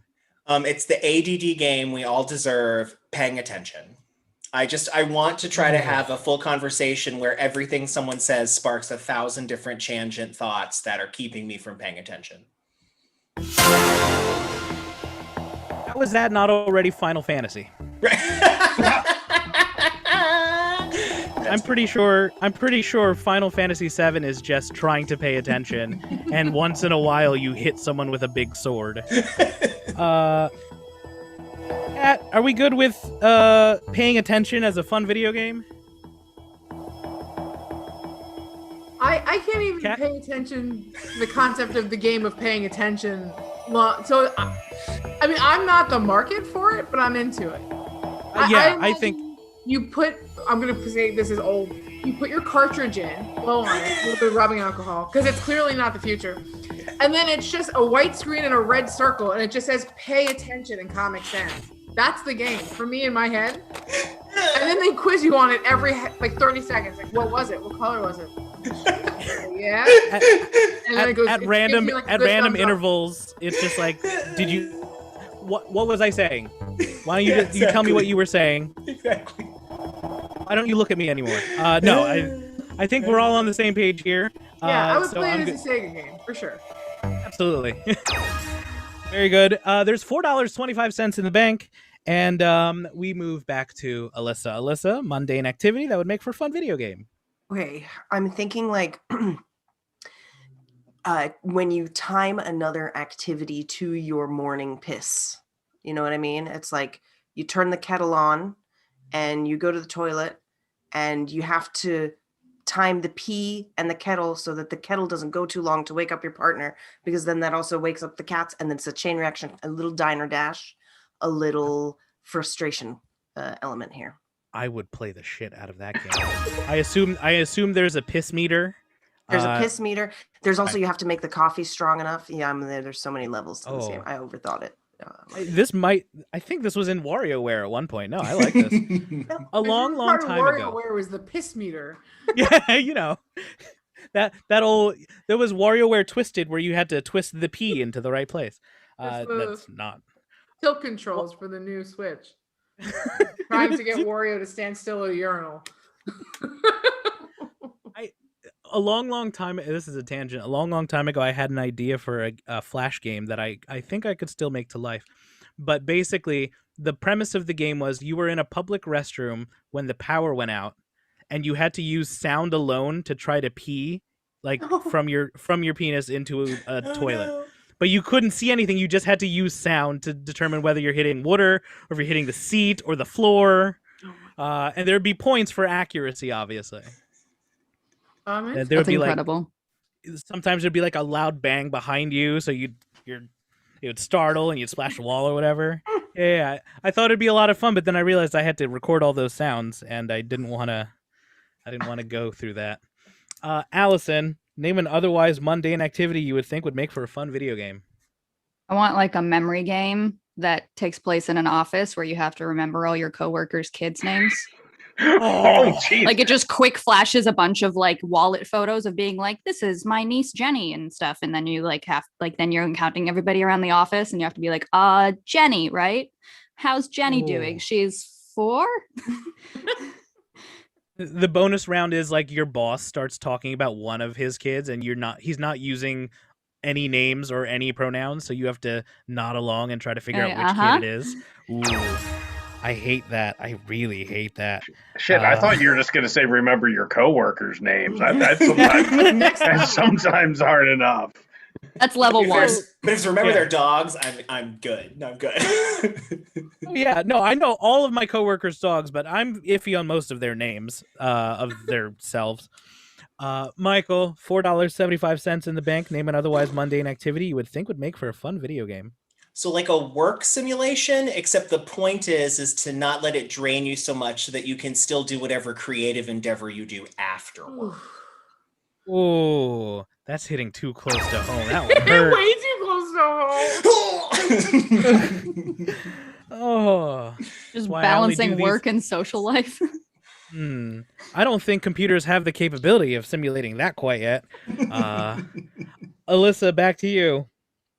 I'm thinking navigating subway systems around the world. Like a virtual reality, you get the map, old school, no Google Maps to help you figure out what train line you're on. You got to get on the right car. You got to go down the right hallway to get to the next connection. There's a lot of connections. I hit this button only because Cat.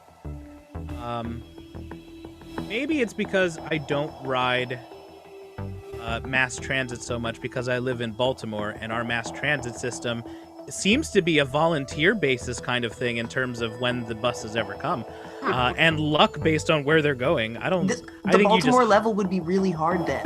It would be really hard. But I don't find mass transit to be particularly mundane of an activity. But Kat, do you agree or disagree with me?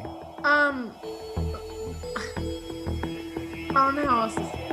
I have a boner for mass transit. If I could wait at a bus stop and look real fucking disheveled and upset for a while and just drink like Diet Peach Snapple, 30% Diet Peach Snapple, 70% very inexpensive rum at a Victoria's Secret water bottle and just stand and leave, I'll do it. Would I want to play this as a video game? No. Your shoes aren't sticking because of the piss when you're trying to catch the train at Penn. They moved the pizza place. You know what I mean? Like I want that kind of. I want to be there. Yeah. I want the anxiety of like, fuck, my ticket is up. Are they gonna come? Are they gonna come? And then as soon as I go, wait a second, they go, ticket, ma'am. And I go, fuck, here, sorry. I want that in person. That's not mundane. That's a lifestyle. Okay. Being broke is a lifestyle. It's an aesthetic. So unfortunately, Alyssa, I think we have both decided as new urbanist teens who enjoy our mass transit that we think that that's particularly not mundane. So Allison, you're now in the hot seat. If you can give me one final correct answer, you'll have popped off Alyssa, and you and Michael will go to the final round to determine our pop-off champion for this month. Unless someone binges all these episodes at once, then it's for this hour. Okay. Allison, name an otherwise mundane activity you would think would make for a fun video game. Okay, so you're a teenage girl on Instagram and you're trying to like dress yourself and pose for photos to where you look cute to gain guy followers, but not too cute that your dad'll make you delete your Instagram. Oh, that is such a fine line. There are so many cat ears involved in that. Yeah, I mean, and it depends on the type of guy you want to attract.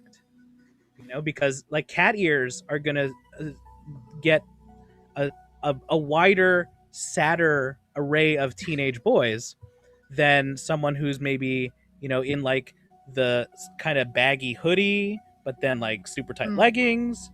And oh man, I like the idea. I'm calling Electronic Arts after this is over because I think we have something here. We could turn this into a Sims franchise, or at the very least. I agree. I would play the ever-loving shit out of that game. I think seriously through that game. I really would. I think teenage Instagram influencer without upsetting daddy simulator 2K12 sounds absolutely fantastic. Yes, I would play that. So unfortunately, Alyssa, we're going to have to say that you have been popped off. Wow. As the father of a 20-year-old, I say that's very accurate, you know. Not that I was ever allowed to follow her Instagram. Oh yeah, and even if you stumbled upon it, she's got 4 other ones that you don't know about. There's the Finstas and then the fake Finstas. Oh no. She's a good kid. She's a good kid. Good. Thank God. Because you don't know her Finsta. No. She's a good kid as far as I've seen. The algorithm has led me. This is recorded and will be on the internet. I am done talking about that. So we've moved on to the final round. Michael and Allison, you are our finalists. There's $5 currently in the bank. One of you is going to walk away with at least that much money and hopefully a whole lot more. Now we're going to move on to our final round of play, and our final round of play is loosely a speed game. So I have a category here, and all you have to do is try to give me an answer within the time limit, and the time limit decreases as the round moves on. So we're going to keep playing until either you give me an incorrect answer, you run out of time, or we run out of questions. If we run out of answers, then I'm going to be broke because there's a lot of answers. So I should also say that if you like this game, for the love of God, follow me on Patreon and subscribe, because that pays for this budget. And if these two are on their game, I'm going to need all the help I can get. So we are going to start. Let's see. 1, 2. I think I hit this button. Yeah. No, we're going to start with Michael. Michael, you're going to start this round. The clock is going to start at 30 seconds per answer, and it will decrease as the time goes on. And I'm also very concerned because in the green room, Allison was telling me like she hopes that there's no trivia involved, and this is a little trivia, so I'm sorry. Yeah, there she goes. That's okay. We'll figure this out. Here's the question. Michael, we start with you. Are you ready? I'm ready. All right. 30 seconds are on the clock. Time starts after I finish the question, and I will tell you when time starts for every response. Basically, I'll call your name, and that's when the time will start.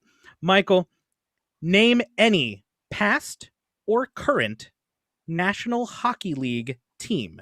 I will need the city. I'll need at least the nickname, but I would appreciate the city. Your time starts now. The Philadelphia Flyers. That is correct, and thank you for sucking up to the judge. Allison? If you can name like two, I'm gonna be out of this. Raiders. That's a hockey team, right? Checking. What did you? Can you say that again, please? Raiders, right? Like Raiders. I feel like that's a hockey team, right?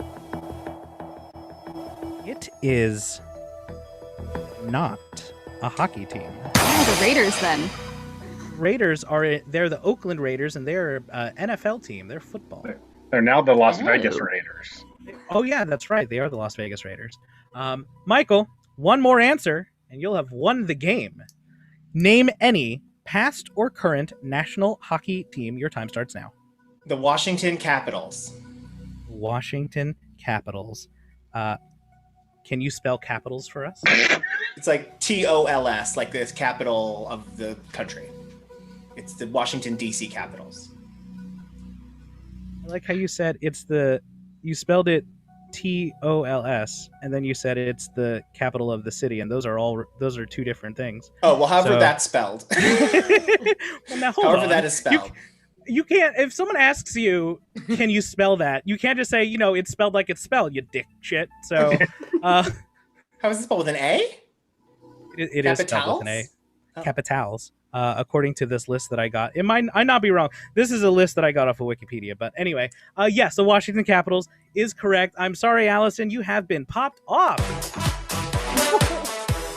Thank God that went quick. Just for fun and because we have to kill time, does anyone want to keep trying to knock things off the list here? Oh, I could go for a while. Yeah, Brian will win. Yeah, let Brian name as many hockey teams as you can. Okay, New York Islanders, New York Rangers, Boston Bruins, Flyers, Capitals, Nashville Predators, Carolina Hurricanes, Tampa Bay Lightning, Florida Panthers, Dallas Stars, Los Angeles Kings, Colorado Avalanche, correct? Chicago Blackhawks, Red Wings, Toronto Maple Leafs, Montreal Canadiens. You could be making all of these up, and I would have no idea. The Baltimore Crabs. Ooh. My nephew has a YouTube channel where he has created a fake NHL team in a video game called the Baltimore Blue Crabs, and he streams them on Twitch. That's fun. Columbus Blue Jackets. Yep. I'm like looking at a map and thinking. Oh. Did I say Carolina Hurricanes? You did. So you repeated, so you're done. Shut up. Let me go over here are some of the fun ones that I found that were that no longer exist and some that did. I like the Philadelphia Quakers. That sounds fun. The Montreal Maroons, which is fun. Yep. And also the Montreal Wanderers. There's the Kansas City Scouts, which sounds fun. The California Golden Seals. I don't even know I assume that's like a golden seal, like a kind of. I think they're in San Francisco, so I think they were just because of the seals, and they just thought golden would like. Sure. Yeah. Wow. The Quebec Bulldogs is also fun. I want a Bulldogs jersey. I would see the only fans of that. Of what? Of the Quebec Bulldogs. Oh yeah, it does kind of sound like a weird leather daddy. Enhanced, yeah, I'd see that. They all from Quebec, so they all talk like this. I'll put it on mute, but I lost. And then the Seattle Kraken is the new one. Yes, I forgot about that. That's dope. So Michael, congratulations! You are our big winner. You have secured yourself $5.25. Thank you. And that's yours to keep no matter what. Just to show you what a game show is supposed to be like. Someone's leaving with. Oh, hold on. Let's click that. Let's click that face one more time. Yeah, just pin that one. Yeah, look at how Andy he is. Tune in next month for Playing with Matches, I guess. Yeah. April 17th. There you go. Okay, so Michael, let's move on to our final round. Our final round. It's the pressure cooker round. And the pressure cooker round is intense because now my screen goes red and there's timers and things. Michael, let me explain to you how this round works. I wish I had more dramatic music. Let's see. Do I have any more dramatic music here that wouldn't get us demonetized? No, I don't. So instead, I'm just going to play the theme song from The Price is Right. Oh, I hit it wrong again. There you go. Michael Furr, come on down. Anyway, all right. This is the pressure cooker round. I have on this card 10 things that are in a category. I will give you that category. And then, Michael, you will have 60 seconds to verbally excrete as many things in that category as you can possibly think of. If you can get any of them, you'll get some money.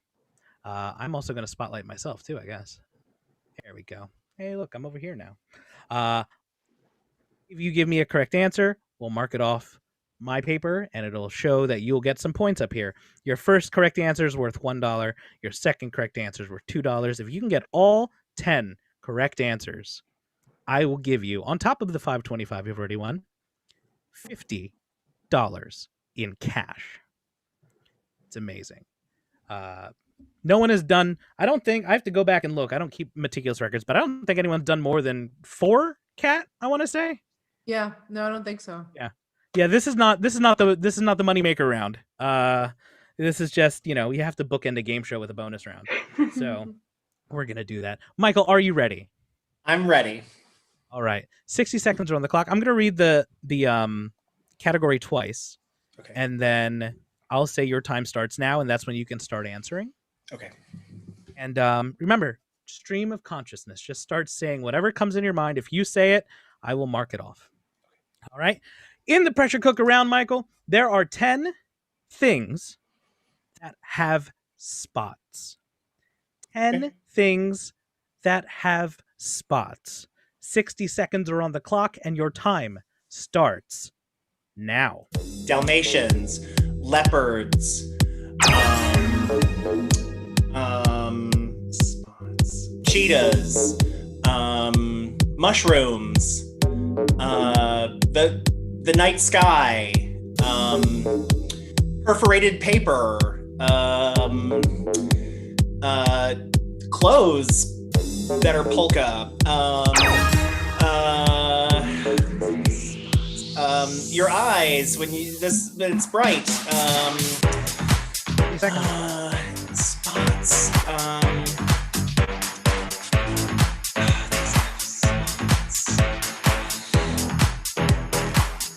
giraffes, cows, spots,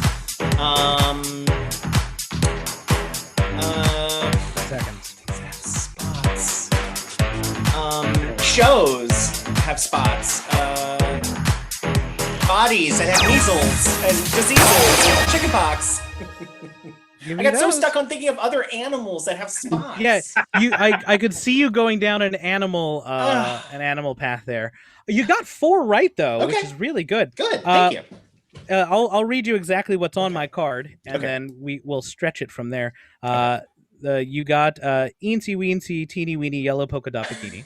Okay. I would have probably, if you would have said exactly that, I probably would have given you the $50 in total. But you said that's a good you said one. Polka dot, so I'll give you that one. Leopards, they changed their spots. They do. No, they can't. No, they can't. That's the whole point of the saying. I forgot about that. You said like a chicken pox skin or specifically I had written down old folks skin. Liver spots? Yeah, just like liver spots. Oh wow. Come for yeah. me. Okay, I see. Yeah, really coming for me. Wow. Hey, I'm older than you. Just stop, Mike. We were both born in the 70s, okay? 68. Oh, okay, wow. Ooh. All right. Time for you to go to bed. I'm just immature. Brian, how was Laugh-In? Tell us more about it. I do remember laughing. Oh, I know. That's why I said it.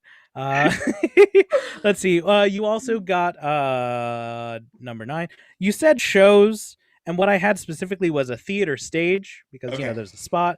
But I figured, fuck it, whatever. Here's the ones you didn't. Does anyone want to give some guesses? Because we've got plenty of time. I was thinking dice. Dice. Yep, dice is on my list here. That's a good one. Or dominoes. Domino's is also on my list. So Ooh. if you would have hopped off of an elephant or a giraffe or whatever, you probably would have gotten to Domino's or Dice. Anyone else? Allison, Alyssa, any thoughts? This was a tough Spots one, is such like a broad thing because it can Yeah. mean a bunch of different stuff. Right. Like spotlight and then like cheetah spots, very Or like different. a wet Like spot, like a mattress.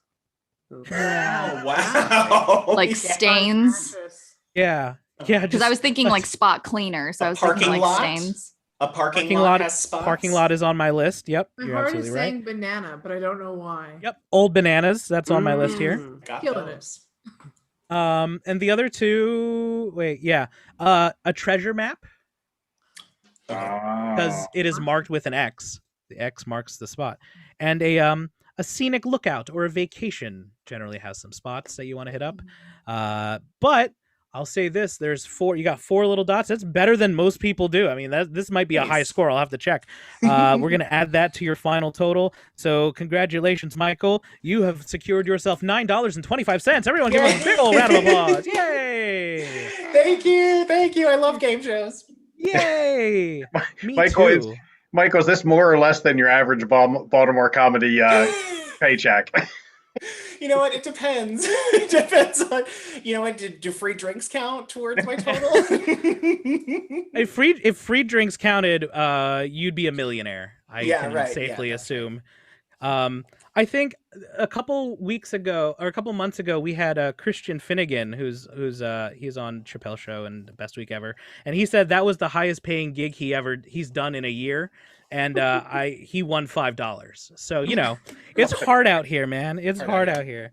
All right, Michael, we'll talk a little bit more about the things you have to plug because you're the big owner. We'll talk to you last, but let's get everyone's fun plugs and other entertaining banter out of the way. Starting with Brian. Brian, do you have anything to plug? I don't think you have anything to plug. I do. I'm part of a little organization called Highwire Improv, which streams comedy every single night of the week. We have every single night at youtube.com/Highwire Improv. We do this little shenanigans. We do The Great Gatsby, but with Gritty, the Philadelphia Flyers mascot, as the main character. We do traditional improv and all other sorts of fun things. We're also part of the March Madness of Improv, which is every day this month on our Facebook page and the Socially Distant Improv Facebook page, and the winning team will win $500. And I have 3 teams still alive, and I'm fucking going for it. But you can check us out, highwireimprov.com. We have shows, we have classes, we do all. You're in 3 different competing teams in this tournament? I was in 5. 2 were ceremoniously How is this allowed? This is like submitting 45 brackets to a March Madness tournament. Oh yes. Is that allowed? Yeah. Oh yeah. A woman I was talking to tonight. She was on 6 teams. Is she also one of the founders? No, she's not. So if you win, and it seems like the shotgun spray approach to improv seems to be working well for you. Who are you donating your money to, you cheat? Well, it depends. None of my 3 teams have talked about it, so I don't know. The winner gets money. For the game. The winner gets money. The second place will choose a donation to a charity of choice. So I'm sure if I'm on a winning team, we will do something similar. Part of me thought you were going to say the second place team is paying for it. No, it's a very fun thing. We've got teams from all over the country, and it's super fun. That's super awesome. Well, thank you, Brian, for joining us. Really appreciate it. I just want to say thank to all of you for being part of this. We're so appreciative of everybody who takes time out to be part of Highwire, especially those of us, Allison and Alyssa, who aren't part of our little weird collective. We really appreciate it. Yes, thank you so much. And thank you, Brian, for setting all this up and for letting me do this dumb shit. It's really appreciated. Let's see who it's going to be. Alyssa, you got popped off next, I think. I did. So Alyssa, tell us some plug anything you'd like, or something else or whatever, anything. I don't care. Plug the news. The news. In the news. Good afternoon. No. I'm Alyssa Dury. You can follow me everywhere at the Dukeness with 2 O's. Amazing. You can also see me on a another game show on Netflix. I'm on Sing On. I'm on episode 8. It's a You're on karaoke Sing On. That's competition. awesome. Yeah. I haven't. I watched all of the. I want to say the German one, and then I was like, the oh, there's weirdest one. It is the weirdest one. There's no charisma there at all. No. They are.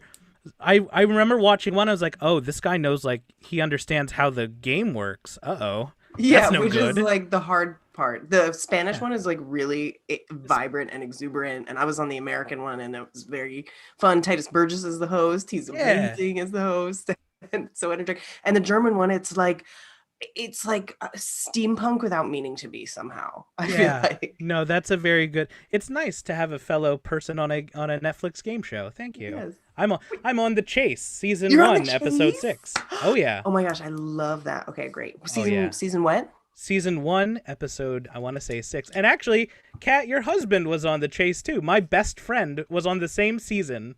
He absolutely was. And we have a commercial together. Like, I we're love both that. in the same 30-second spot. Yes. So, always very fun.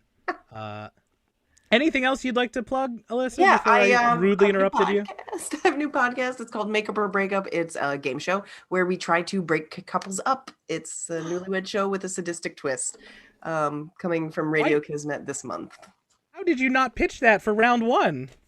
I would love to see. It's the opposite of Married at First Sight. You just divorce people. Holy shit. Well, it already exists, so I couldn't, I guess I'm too lost in the sauce, really, here. I appreciate it. Well, thank you very much, Alyssa, for being here. And we're going to have to do a whole bunch more game show stuff now that I know all you do is game shows, apparently. I'm the game show guy. Call me. Excuse me. I am the game show guy. Okay, Thank well, you. now we have a new game show where we fight about being the game show guy. Who's the game show guy? I mean, I can win this right now. I have Mark Summers' cell phone number, so. Okay, well, that was the game show, guys. Thanks for tuning There in. you go. Have a good one. Take care. No, what's the other flex? A friend, one of my coworkers had a very old iPhone, and we were a digital agency, so I was like, you need something newer than an iPhone 3GS. It's 2018. Mm-hmm. So what I did was I took a picture of it, and I sent it to my friend Mark, and I said, Mark, you're the host of Antiques Roadshow. Can you please appraise this old-ass phone? And he was like, yeah, let me see what I can do. He's joking around, and she got a new phone in a week. So that was my big flex, because when you tell someone, hi, your phone is so old, I'm going to have the Antiques Roadshow guy show it off, that's a fun time. Alyssa, thank you for being here. Really appreciate it. Thank you so much for having me. This is awesome. Thank you. Allison, tell everyone where people can find all of your fun things. Absolutely. My first name is spelled weird. It's Allisyn. So if you type that in, you will find me everywhere. But yeah, check out, I have a YouTube channel called Astrid Clover. So ASTRID Clover. Check that out. I've been doing it every single week for almost 7 years now. And it's like this weird video diary of my life, kind of commentary of everything going on. Astrid, I always say, is the version of myself if I didn't have my parents' support. It kind of is a commentary on that millennial mindset of being like, if I, am just successful on the internet, then maybe like I don't need to get a real job or go to college or anything. Just that constant pursuit of online fame without really plan B or really knowing what would come after. Like, okay, cool, you get that one viral video, now what? And so that's the whole YouTube channel, and we have a lot of fun doing it. And you can also check out, I do a lot of artwork as well. I have The Art of Allison is my Etsy shop, and I stream live on Twitch, so I paint live if you want to come hang out with me while I paint. That's awesome. And we have to say that you are on fucking AP Bio, one of the best sitcoms. That too, but like, thank you. Yeah, no, I mean, like, yeah, I think it's safe to say Brian is here because I think he was on the initial tweet. It was like, I begged you to be on the show, and I attached Brian too because Brian's like, I love her. Like, it's really funny because like I bought one. You did like a bookmark of a Ouija board bookmark, and I bought one for my wife, and I didn't realize that for Christmas my wife bought a cameo of you in your Heather character for me for Christmas. Oh my God, yes, that's amazing. Yeah, so it was very kismety, and we're all just really big fans. Thank you for being here. Thank you for entertaining, and we hope you come back for the tournament of most famous losers. That's season 3. I'm just gonna get everyone who has anyone who has a check mark next to their name on Twitter is invited back for one final ratings grab. So thank you very much, Allison. And our big winner tonight, Michael Furr. Please tell everyone about all the things that you do that you want people to know about, because I'm sure you do a lot that you don't want anyone to know about. That's right. But those things aren't as available to everybody on the internet. You can watch my comedy. Pay the $9.99. That's right. You can follow me on OnlyFans. You can watch my comedy special, Straight Acting, on Amazon Prime Video, iTunes, Spotify, anywhere you stream comedy specials. My new comedy special, I Didn't Die, will be coming out this summer on all of those same streaming platforms. You can also listen to my podcast, Thwarp, a podcast for big fans, where me and comedians nerd out about all kinds of geeky stuff we're big fans of, on all streaming platforms, anywhere you can listen to podcasts. I run a comedy club where we do 4 nights of stand-up and improv shows every week when there's not a pandemic, called the Lou Costello Room in Baltimore, Maryland, which will be reopening this summer at limited capacity. So check out the Lou Costello Room on all forms of social media, and check out my Not Real game show, Playing with Matches, which is here on highwireimprov.com every month, where we have a panel of fake celebrities come on and try to play a version of Match Game with no prizes and no stakes whatsoever, but lots of fun and lots of laughs. And just follow me everywhere at Michael C. Furr with 2 R's on all forms of social media, or you can just go to my website, michaelfurr.com. Thank you very much, Michael. And Kat, what do you want? What the fuck do you want? Well, I've sat through several shows where people have real lives and they have so many things to say about what they're doing, and they did a talk thing and then it's recorded, you can see it. I made an Instagram because I felt such peer pressure to have something to say at the end of this.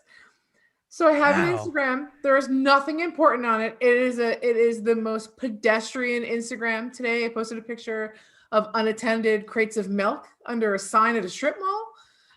The Instagram is Feelin' Super. So FEELIN, super with 2 O's, no U. Don't follow it. There's not a goddamn thing on it for anyone. But I just needed something to say during this part when he asked me to say it. I'm glad I could peer pressure you into making an Instagram, because I have a question right now. This is your Instagram story in which you're driving by what look like vinyl dinosaurs that are life-size. Yes. What the fuck is this? It is a drive-through Jurassic World exhibit for ages 2 to 10 in York, Pennsylvania. Where? And they needed to stretch it, so they added 3 T-Rexes, and only one of them moves. So it's like Triceratops, the thing that looks like Toucan Sam if he did acid, another T-Rex. A small thing that looks like it's humping another thing, but somehow is one animal, a T-Rex. It took roughly 10 minutes to drive through, and it was an hour and a half away from our home. What part of York? Because I'm in Hanover, so I might have to. It's at the York Fairgrounds. Oh, okay. And it's $12, but if you buy a blow-up dinosaur toy, that's $5 cash only. I'm not giving the fairgrounds $12 for that bullshit. There are 2 there's 3, and one does not. One is just like they built a scale model of a T-Rex and went, fuck it, we're gonna make 2 big ones of these, and they shoved it at the end so no one would notice. Wow, I'm so glad. See, you say there's nothing on this Instagram that I would subscribe to. I'd pay money for that. I'd pay more. I'd do that over Paramount Plus any day of the week. I don't even know what that is, but it has a big important word in it, so that's very touching. Thank you so much. Of course. So yeah, that's it. Everyone, thank you so much for joining us here. It's been another wild night of Highwire Improv. Brian, what do we have tomorrow? Because I don't have the schedule in front of me. Tomorrow is Sunday, right? Yes, sir. Well, at 4:00 we have Silly Stories for Kids, which I'm in. Are you in that, Corey? No. I have to go grocery shopping tomorrow. Okay. And then we have our jam at 7 o'clock, as always. And then at 8 o'clock, I'm hosting Duo Roulette, where we have 6 people, some of whom don't know each other, and we will decide on camera who performs with whom and duos. So we'll all improv duos. Most of them don't know each other at all. I'm not sure whether that should go into best thing that'd be terrible to do on TV sight unseen, but amazing to watch, or a mundane activity that would be a fun video game. We had a duo once where they literally met on camera, realized before the set started that they both love the Kardashians, and then proceeded to do 15 to 18 minutes of improv all built around the Kardashians.